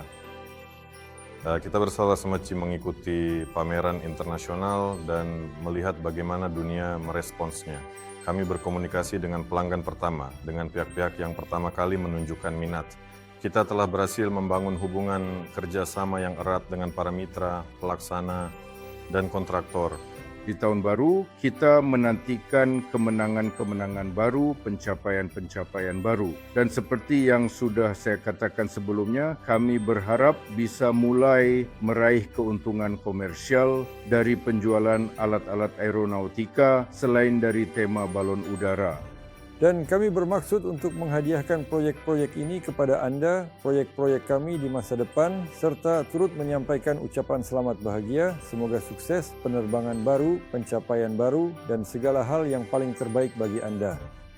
Saya juga berharap agar kita semua dapat meraih kesuksesan di tahun depan, serta tercapainya semua proyek dan keberhasilan dalam berkarya. Dengan dukungan Anda, kami semakin dekat dengan tujuan kami untuk membangun balon udara yang akan mengubah dunia penerbangan. Kami berharap dapat menciptakan kebahagiaan ini bersama-sama di tahun mendatang. Dan meskipun tidak semua rencana berhasil diwujudkan tahun ini, saya yakin bahwa kita berada di jalur yang benar. Karena kita tidak hanya membangun balon udara, kita menunjukkan bahwa mimpi bisa menjadi kenyataan. Dan ide-ide dari masa lalu bisa kembali hadir di masa kini dengan tingkat teknologi yang baru. Tahun ini kami membangun pesawat pertama kami, Dirigible Nova 01. Dirigible ini telah terbang dan terbang dengan sangat sukses. ia masih terus terbang dan kami terus mengujinya dalam berbagai mode. Kami juga sedang aktif mengerjakan proyek berikutnya, Dirigible Nova 2. Saya ingin mengucapkan kepada kalian semua kebahagiaan, kesejahteraan materi, dan ketenangan batin. Lihatlah, tahun baru saya terlihat seperti pohon Natal dengan lampu hias. Jadi semoga semua bahagia, semoga semua beruntung, dan segala yang terbaik untuk kalian. Sampai jumpa di tahun baru. Selamat tahun baru teman-teman. Semoga kebahagiaan baru menyertai kalian. Dan sekali lagi saya mengucapkan selamat tahun baru yang akan datang kepada kalian. Semoga sehat, bahagia, dan beruntung. Tahun depan kami akan meluncurkan kapal udara baru kami satu demi satu dan setiap tahun jumlahnya akan semakin banyak, ukurannya semakin besar dan terbangnya semakin cepat. Kami mengucapkan yang terbaik, kesehatan, kebahagiaan, dan keberuntungan dalam semua usaha kalian. Yang terpenting, saya ingin mendoakan kesehatan, kebahagiaan, dan semangat yang baik untuk semua orang. Selamat menikmati liburan. Selamat Tahun Baru. Di tahun baru, nantikan perkembangan terobosan baru serta proyek-proyek menarik dari kami. Selamat Tahun Baru untuk Anda semua. Benarkah? Menurutku itu sangat hebat sekali.